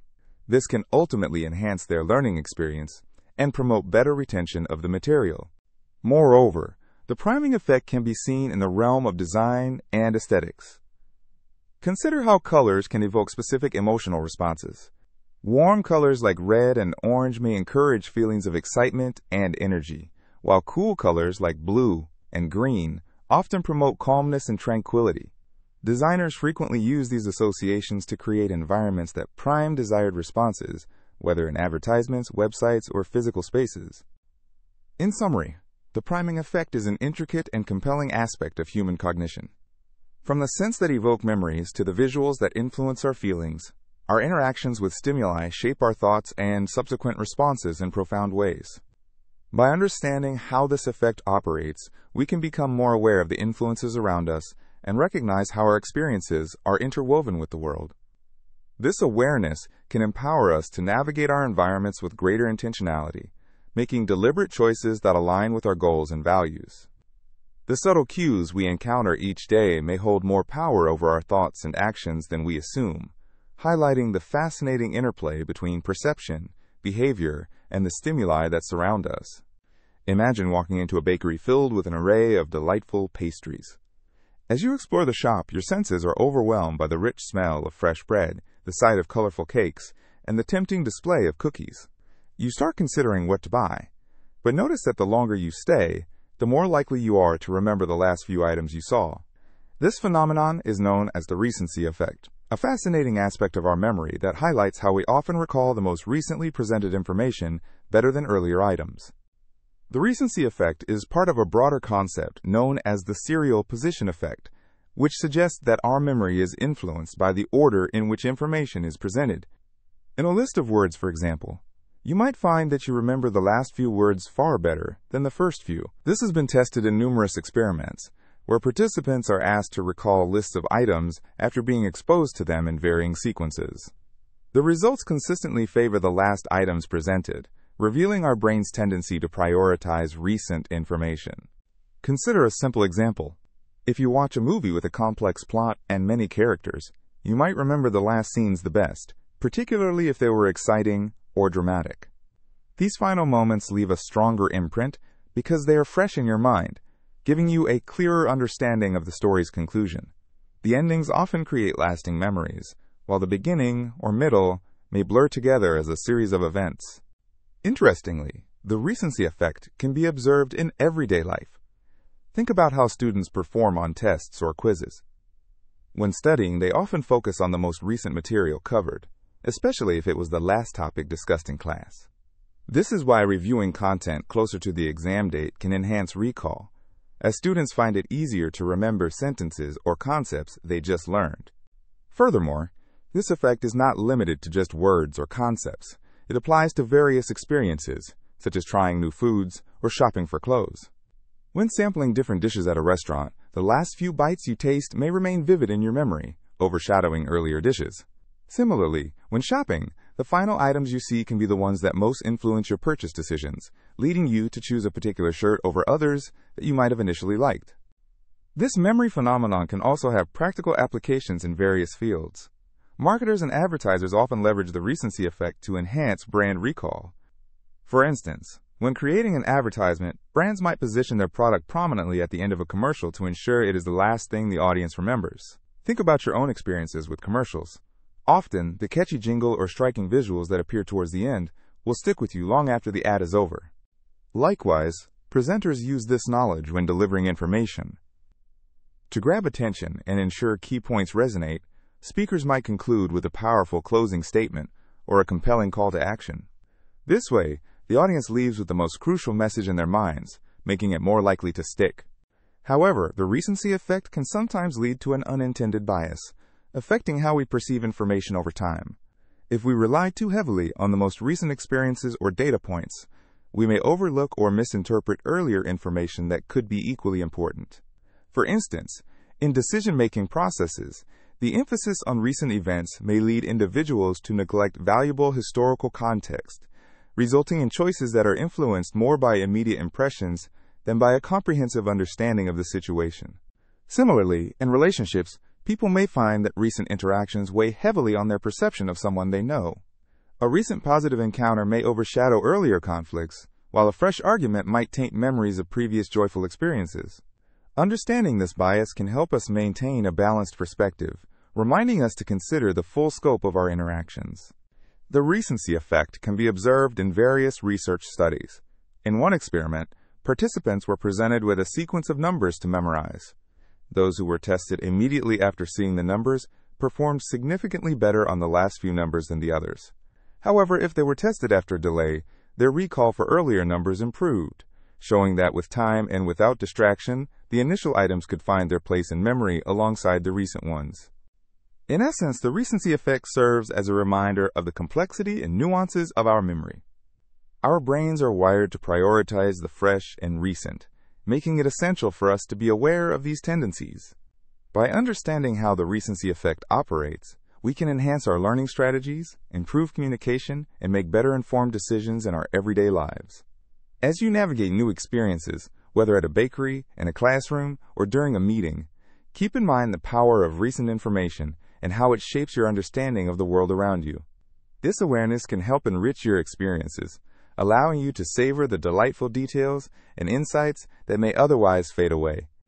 Imagine walking into a room filled with many artworks. At first, you may feel indifferent about some pieces, not having strong feelings either way. But as you spend more time in the room, viewing these artworks repeatedly, something interesting happens. Without even realizing it, you start to prefer certain pieces over others.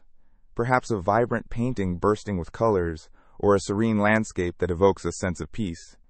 This phenomenon, where repeated exposure to a stimulus increases your preference for it, is known as the mere exposure effect. The mere exposure effect is a psychological principle that suggests we tend to develop a liking for things simply because we encounter them more frequently. This idea can be observed in various aspects of life. For example, think about how you might feel about a particular song. The first time you hear a catchy tune, it might not grab your attention. But after hearing it a few more times on the radio or in a coffee shop, you find yourself humming along. Your brain recognizes the melody, and through mere repetition, it becomes a favorite. This effect extends beyond just songs and artworks. Consider how you react to new foods. The first time you taste a dish, you might not have strong opinions about it. However, if a friend enjoys that dish and you try it multiple times, your sensations become associated with that experience. With repeated tasting, your preferences can shift in favor of it, simply due to your increased familiarity with the flavors. Social interactions also showcase the mere exposure effect. Think back to when you first met someone new. Initially, you might not feel any particular bond, but as you see that person more often, perhaps at work or in social settings, your feelings toward them can change. Those shared experiences and the familiarity created through repeated encounters can lead to a developed fondness or friendship.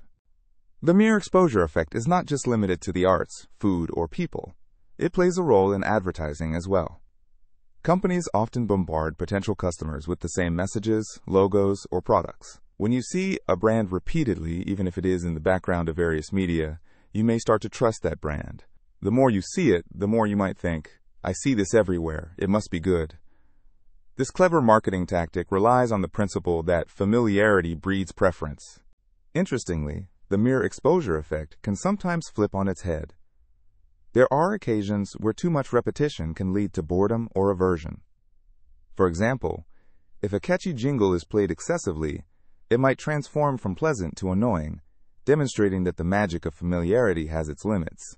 This is often referred to as the overexposure effect, where, despite our initial likes, excessive encounters can make the experience feel stale. Cultural elements can also reflect the mere exposure effect. Think about how trends emerge and evolve. A style or trend that initially seems foreign or unattractive may gain popularity simply because more people adopt it and showcase it repeatedly, altering collective preference. Before long, clothing items, phrases, or lifestyle choices that seem strange can become widely embraced. The science behind the mere exposure effect traces back to several psychological theories. Researchers have conducted numerous studies to understand why familiarity breeds attraction. One classic study involves showing participants different shapes. The more often participants viewed a specific shape, the more they rated it favorably. This prompted further investigations into what drives these shifts in preferences. In essence, the mere exposure effect illustrates the power of familiarity in our preferences and choices. It serves as a reminder that our tastes are not solely determined by inherent qualities of objects or experiences. they can be shaped by repetition and exposure.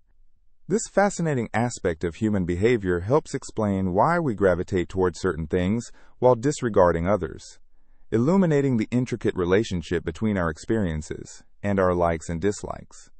So, as you engage with life around you, consider how often you encounter various stimuli, from people to music to food. Your preferences may shift in fascinating ways, influenced by the frequency of exposure. The next time you hear that catchy tune, or notice a new trendy item, remember that it might just be the magic of the mere exposure effect at work, quietly influencing your taste and choices in subtle yet powerful ways. By embracing new experiences and revisiting familiar ones, you can explore the nuances of preference and perhaps even discover new favorites along the way. Imagine you are a talented and creative painter. You spend countless hours in your studio transforming blank canvases into vivid works of art. The joy you feel while painting comes from your love of the craft itself. You find satisfaction in mixing colors, applying brushstrokes, and expressing your emotions through your artwork. It's not about recognition or reward. It's purely a passion that fills your heart with happiness. Now, picture this scenario. A local gallery hears about your amazing talent and decides to host a showcase for your paintings. They promote the event extensively, drawing in a crowd of art lovers mesmerized by your creations. As the exhibit opens, you receive compliments and admiration from visitors, making your heart swell with pride. This feedback reinforces your intrinsic motivation to paint, giving you a sense of accomplishment and fulfillment. However, something changes when the gallery offers you a monetary reward for every painting sold. At first, it sounds enticing. Who wouldn't want to earn a little extra money for something they already love doing? But as the excitement of the financial incentive grows, something else begins to happen. You find yourself focusing more on sales and less on the joy of creating. The thrill of expressing your creativity fades into the background, overshadowed by the pressure to produce work that will sell. This scenario perfectly illustrates the concept known as the Overjustification Effect. When intrinsic motivation, the passion and enjoyment you derive from a task, gets tied to external rewards, it can diminish your original love for the activity. Research has shown that when people are rewarded for doing something they already enjoy, their intrinsic motivation can decrease. This shift is not what most would expect, as incentives usually aim to enhance motivation. Let's explore how this works in other areas. Consider a young child who loves to play with blocks. They spend hours building castles, experimenting with different structures, entranced by their own imagination. When parents and teachers notice this excitement, they decide to introduce a reward system. They promise the child a small treat every time they build a new tower. At first, the child continues to build enthusiastically, excited about the rewards. But, over time, they begin to focus more on obtaining the treat rather than enjoying the process of building. The blocks that once sparked joy now feel like stepping stones to a reward. The intrinsic motivation that encouraged creative play has been diminished. This effect does not only occur in artistic realms, but also in educational settings. For example, a student who loves to read may start a summer reading program that offers prizes for completing books. Initially, this program might encourage the student to read more, but soon they might only pick up books for the rewards rather than the pleasure of storytelling. This shift can undermine their genuine interest in literature and learning, as their focus becomes skewed towards earning incentives rather than embracing knowledge for its own sake. It's essential to understand that the overjustification effect does not imply that incentives are unnecessary. In various contexts, rewards can be beneficial and sometimes necessary to motivate people, especially in situations where intrinsic interest might be lacking. For instance, in jobs that require tedious or repetitive tasks, incentives can help maintain productivity. The key is to find a balance between external motivation and intrinsic enjoyment. Organizations that are aware of this effect often try to cultivate intrinsic motivation in employees. They might focus on creating an environment where workers are encouraged to explore their interests, express creativity, and take ownership of their tasks. By fostering a culture that values intrinsic motivation, companies can achieve innovation and satisfaction among their teams. Moreover, in educational settings, teachers can promote a love of learning by allowing students to pursue projects they are passionate about. This can engage their interests without imposing rigid reward structures that might detract from their natural curiosity. As you reflect on this concept, think about your own experiences. Have you ever lost interest in a hobby or activity after it became tied to rewards? Understanding the overjustification effect can help you navigate your pursuits by reminding you to cherish the intrinsic joys of your passions. Whether it's painting, reading, building, or any other endeavor, prioritizing the love of the activity itself can lead to a more fulfilling and sustainable enjoyment of life. Retracing our steps to the painter's journey, it's clear that while incentives can provide temporary motivation, the true satisfaction lies in the artistry, the joy of creation, and the heartfelt responses from those who appreciate the work. Learning to embrace the process, regardless of the accolades or financial gains, allows you to cultivate a perennial source of creativity and fulfillment. In summary, the overjustification effect reveals a fascinating paradox about human motivation. While it's tempting to seek external rewards, fostering a deep-rooted passion for our pursuits can lead to more enduring happiness and satisfaction. Whether you are an artist, a student, or anyone pursuing a personal passion, remember that the essence of joy lies in the journey, not just the destination. Cherish the intrinsic motivations that drive you, and allow those passions to flourish free from the weight of external expectations. Have you ever found yourself thinking about something you didn't finish? Perhaps you started reading a book, but set it aside before reaching the end. Even after days or weeks, you still find that story lingering in your mind. This fascinating phenomenon has a name: the Zeigarnik Effect. The Zeigarnik Effect describes our tendency to remember uncompleted or interrupted tasks better than those we have completed. This psychological concept is named after a Russian psychologist, Bluma Zeigarnik, who first studied this effect in the 1920s. Zeigarnik observed that waiters seemed to remember orders that were still open far better than those that had already been served. This led her to explore how the mind holds onto unfinished tasks and activities. Imagine this scenario. You have a list of tasks to complete in a day. You start washing the dishes, then suddenly remember that you need to send an important email. After sending that email, you plan to finish the dishes, yet you become distracted by a new social media notification.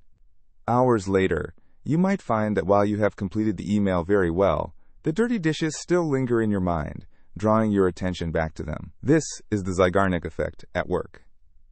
The feeling of incompleteness creates a kind of mental itch, nudging your brain to return to the unfinished task. Let's dive deeper into how this works. When you begin a task, your brain recognizes the commitment you've made, even if it's subconscious. This recognition triggers a sort of cognitive tension. Your mind wants to resolve this tension by completing the task. As a result, incomplete tasks stick in your memory, waiting for the moment when you can resolve them. In practical terms, think of projects that nag at you. Perhaps there's that book you've half read, or that craft project that remains unfinished. Each time you glance at these reminders, they prompt thoughts and emotions. This unfinished business helps keep these tasks at the forefront of your mind, often more so than completed ones which can simply fade into the background. The Zeigarnik Effect has implications that extend beyond simple task management. In marketing and storytelling, for example, suspense plays a crucial role. Consider television shows that leave viewers with cliffhangers at the end of an episode. These unresolved storylines latch onto our minds, fueling our desire to continue watching. We remember the characters' struggles and questions, which makes us eager to see how the story unfolds. The incomplete narrative keeps us engaged and wanting more, all thanks to that psychological principle. There's also a practical application in productivity and motivation. To capitalize on the Zeigarnik Effect, you might consider breaking down larger tasks into smaller, manageable chunks. By leaving a few tasks unfinished, you can cultivate a sense of urgency and focus, motivating you to return and complete them. For example, if you are writing a report, you might choose to stop midway through a section. Later, the cognitive tension it creates can propel you to dive back in and finish. Yet, it's important to find balance. While some unfinished tasks can stimulate us, an overwhelming number can lead to stress and distraction. Your mind might become so consumed with these incomplete tasks that it hinders your overall productivity. So, it's wise to pay attention to both what captures your attention and what keeps you moving forward harmoniously. Interestingly, the Zeigarnik Effect shows that our brains naturally gravitate toward unfinished business. However, this isn't just about our daily tasks. It can apply even in our relationships. When we encounter unresolved conflicts or unanswered questions in personal interactions. These feelings can linger, keeping those relationships at the forefront of our thoughts. Consider a conversation with a friend that ended abruptly due to a disagreement. Days later, you might find yourself ruminating on what was said, considering how to resolve the tension. The unfinished nature of that interaction makes it memorable and significant in your mind, illustrating the power of the Zeigarnik Effect beyond the realm of tasks and objectives. In a world filled with distractions and incomplete obligations, harnessing the Zeigarnik Effect can empower us to understand our cognitive processes better. By recognizing how and why we remember what we haven't finished, we can devise strategies to enhance our productivity and creativity. So the next time you find yourself preoccupied with uncompleted tasks or stories half told, remember that this is a natural part of how your mind works. Embrace the intrigue that comes with unfinished narratives and let it guide you toward clarity and completion, ultimately enriching your mental landscape. In a world where teamwork is often celebrated as the cornerstone of success, an interesting phenomenon can sometimes emerge: social loafing. This term describes a curious behavioral pattern where individuals tend to exert less effort when working in groups. You might wonder why this happens, especially when the collective effort usually leads to better results. Imagine you are part of a team assigned to complete a group project. As you gather with your team members, each person has strengths and weaknesses. One member is great at research, another excels in writing, and yet another has strong presentation skills. However, as the project progresses, you notice that some team members appear less engaged. They seem to be waiting for others to take charge and contribute the bulk of the work. This is social loafing in action. Social loafing can occur for a variety of reasons. For some individuals, it might stem from the belief that their personal contributions are not going to make a significant difference in the larger context of the group. They might think, "Why should I put in extra effort when others will do the job?" This mindset can lead to a kind of complacency, where individuals prefer to coast along without pushing themselves. Another factor contributing to social loafing is the tendency for individuals to feel less accountable in a group setting. In a one-on-one situation, it's easy to see how one's actions directly affect outcomes. However, in larger teams, the responsibility can become diluted. It's as if an invisible shield surrounds each person, creating a feeling that their actions are not as impactful. This can cause a cascading effect, where one person's lack of effort encourages others to do the same. Consider a classic example of social loafing in action: tug of war. Picture a group pulling on a rope. If everyone is equally invested in pulling, the team has a good chance of winning. But if some participants decide to hold back, believing that their lack of effort won't change the outcome, the team becomes weaker. Social loafing makes the collective effort less effective, and the result can be disappointing. The implications of social loafing extend beyond simple group projects. In workplaces, for example, when employees work together on a project, some might assume that their colleagues will carry the process. This can lead to frustration among those who are more dedicated, as they find themselves picking up the slack for those who are less engaged. Over time, this can erode team morale and lead to resentment. Another aspect of social loafing involves the perception of fairness. If team members believe that the workload is being distributed unevenly, or if some are consistently putting in less effort, they might feel disheartened. This perception can create a toxic environment where collaboration suffers and productivity dwindles. Research suggests that people are more likely to loaf when they feel that their contributions won't be evaluated fairly or recognized properly. Interestingly, the size of the group also plays a significant role in the likelihood of social loafing.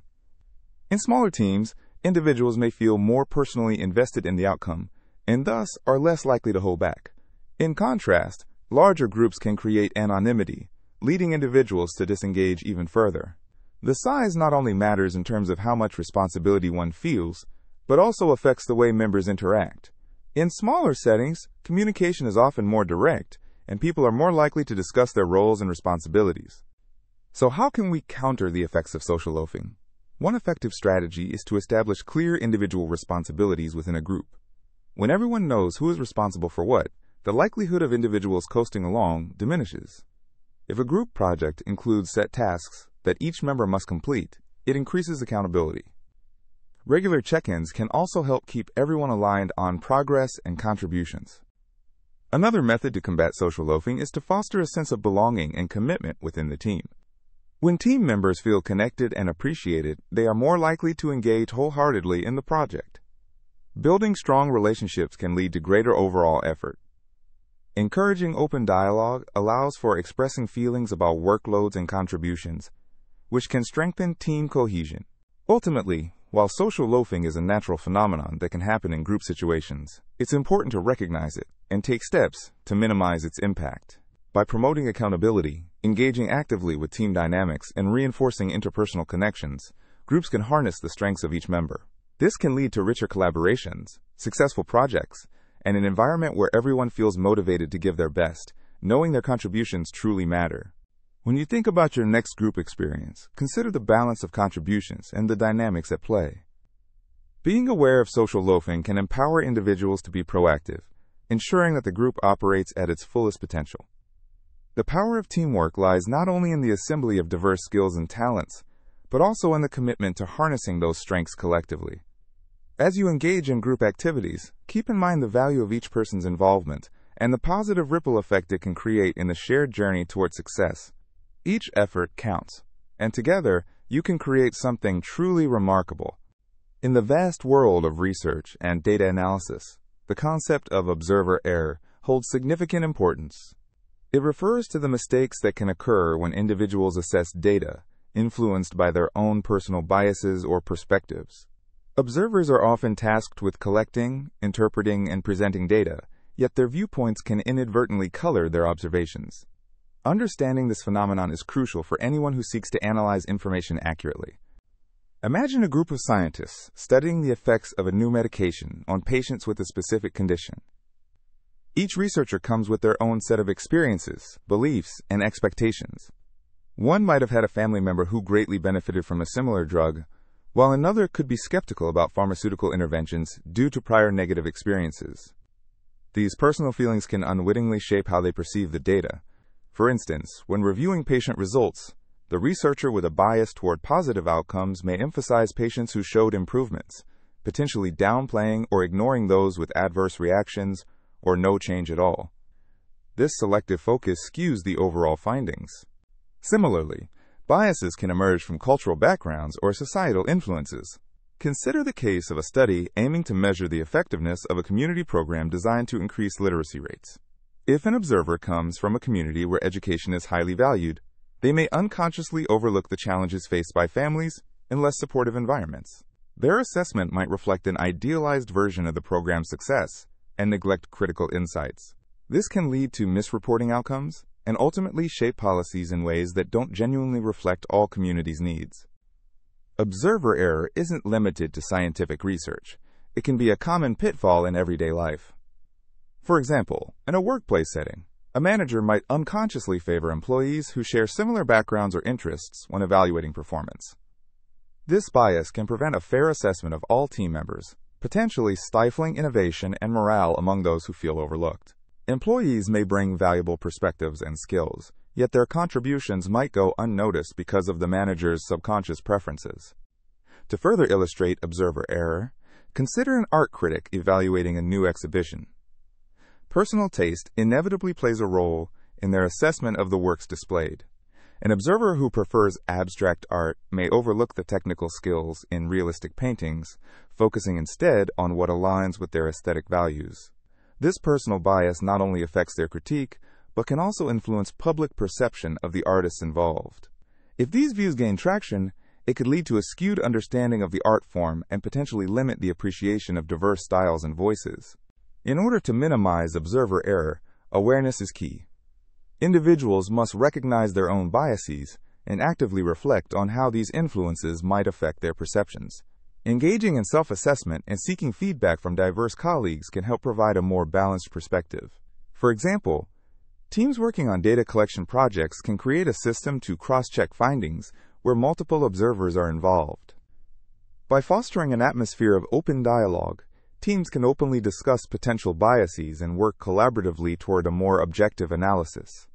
Training can also play a vital role in reducing observer error. Workshops that educate researchers about different types of bias, such as confirmation bias, cultural bias, or even the placebo effect in studies, can empower observers to recognize and mitigate these tendencies. Learning specific strategies, such as blind assessments where the observer does not know the expected outcomes, can help foster greater objectivity in findings. Additionally, transparency in the field of analysis encourages accountability. When results are shared openly alongside the methodology, it becomes easier for other experts to identify potential biases and question the conclusions drawn. Researchers can learn from each other's experiences, creating a collective understanding of how their perspectives shape the results. Ultimately, this openness leads to more accurately interpreted data that truly reflects the findings. At its core, recognizing observer error is about striving for clarity in a world filled with subjective experiences. Every observation carries the weight of the observer's personal history, perspectives, and emotions. Acknowledging this truth can pave the way for more thorough, conscientious research and analysis, benefiting everyone involved, whether they're data analysts, scientists, critics, or everyday individuals trying to make sense of their experiences. In conclusion, observer error illustrates the challenges of human perspective in the pursuit of knowledge and truth. Through awareness, engagement, education, and transparency, individuals can mitigate the impact of personal biases on their assessments. As we continue to navigate the complex landscape of information, embracing our shared understanding of observer error can lead to richer, more meaningful outcomes. It is an invitation to elevate discussions, enrich our analyses, and ultimately create a deeper connection with the data that shapes our world. Cultural dimension theory is an interesting framework that helps us understand how culture shapes people's values and behaviors around the world. Developed by the Dutch social psychologist Geert Hofstede, this theory identifies several dimensions that reflect the ways in which various cultures perceive and interact with the world around them. One of the key dimensions is power distance. This dimension measures how much less powerful members of a society expect and accept that power is distributed unequally. In cultures with high power distance, like many Asian and African countries, there tends to be a significant gap between those in authority and the general population. This can manifest in hierarchical organizations where decisions are made at the top, and lower-level employees may feel reluctant to communicate directly with superiors. On the other end, cultures with low power distance, such as in Scandinavia or the Netherlands, tend to promote equality. In these cultures, communication is often more open and informal, with employees feeling empowered to share ideas and challenge authority. Another intriguing dimension is individualism versus collectivism. In individualistic cultures, such as the United States or the United Kingdom, people tend to prioritize personal freedom and individual rights. Here, individuals are encouraged to think for themselves, pursue personal goals, and value independence.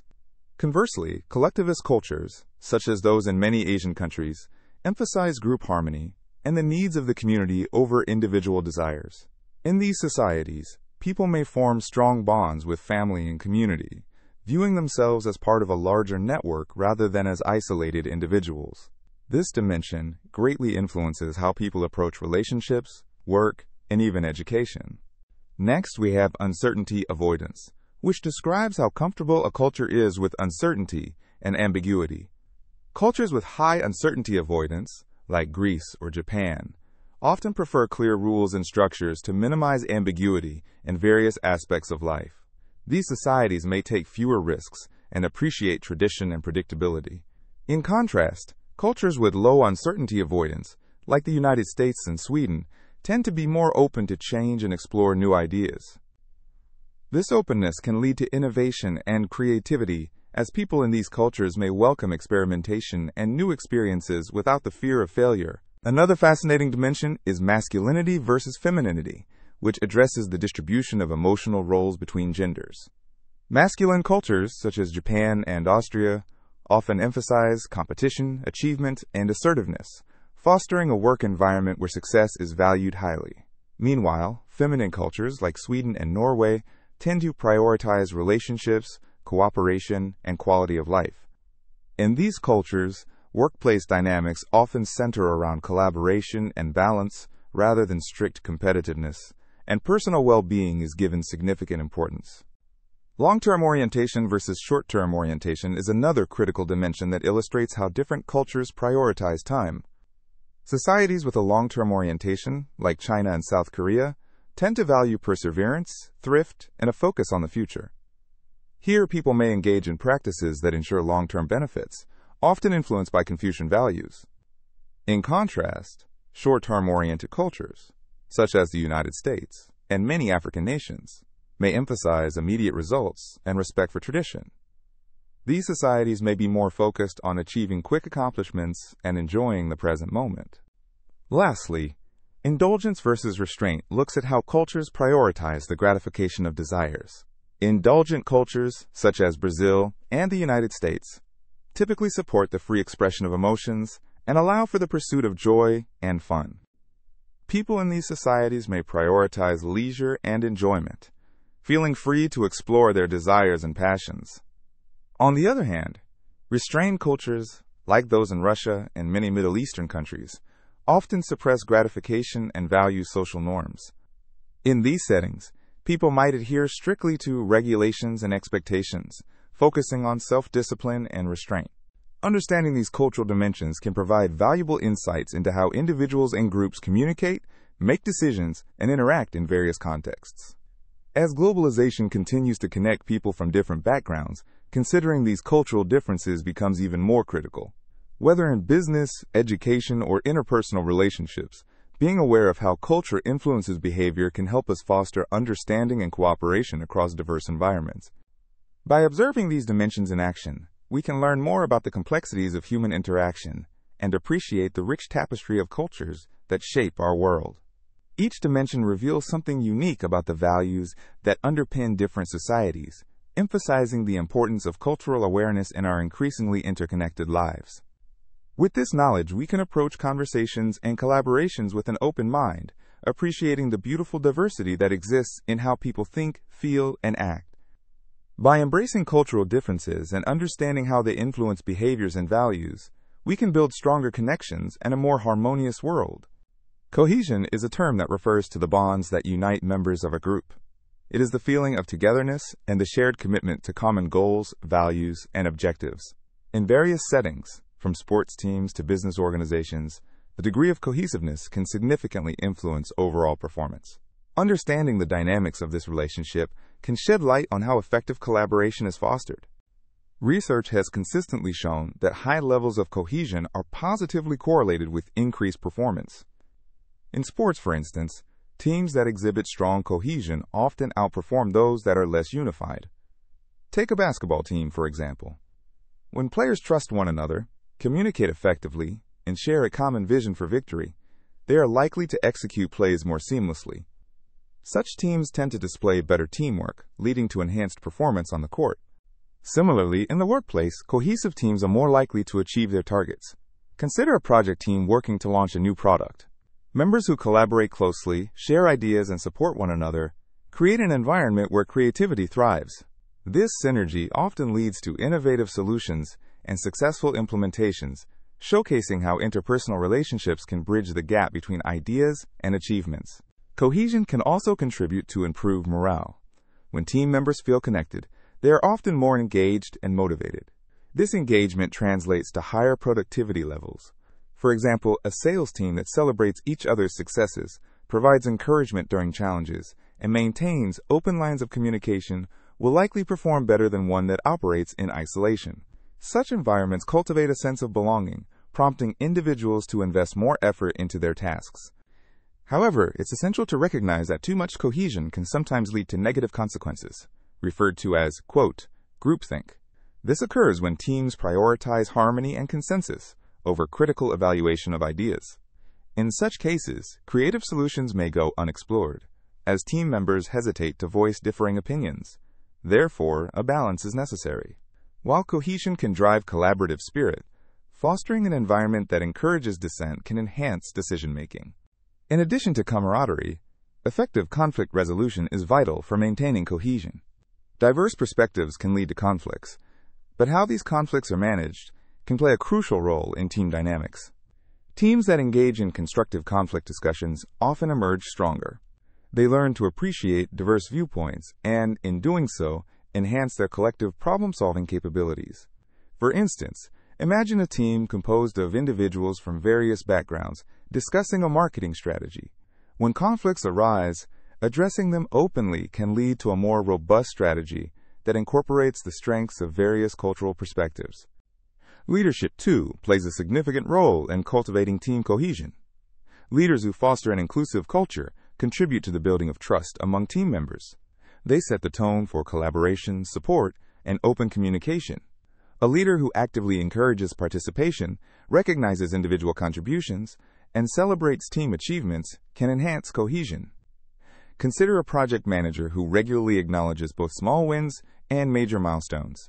This recognition boosts morale and reinforces the commitment to shared goals. Metrics for measuring cohesion and performance often include surveying team members about their sense of belonging, satisfaction, and commitment to team goals. These surveys can provide insight into the team's health and highlight areas for improvement. Furthermore, analyzing performance outcomes before and after interventions aimed at enhancing cohesion can demonstrate the tangible impact of these efforts. Training programs can offer tools and strategies to improve both cohesion and performance. Team-building activities, workshops on communication skills, and exercises designed to improve trust can all be effective methods for strengthening bonds among team members. For instance, engaging in an adventure-based team-building exercise can break down barriers and help individuals view each other in a different light, fostering connections that extend beyond the workplace. In summary, the intricate relationship between cohesion and performance is foundational to successful teamwork. Strong connections among team members promote collaboration, innovation, and morale. However, achieving the right balance and encouraging open dialogue are equally essential to avoiding the pitfalls of excessive conformity. By prioritizing cohesion through effective leadership and targeted interventions, teams can harness their collective potential, ultimately leading to impressive outcomes in any domain. Through understanding and nurturing these dynamics, organizations can foster environments where teams thrive and achieve remarkable results together.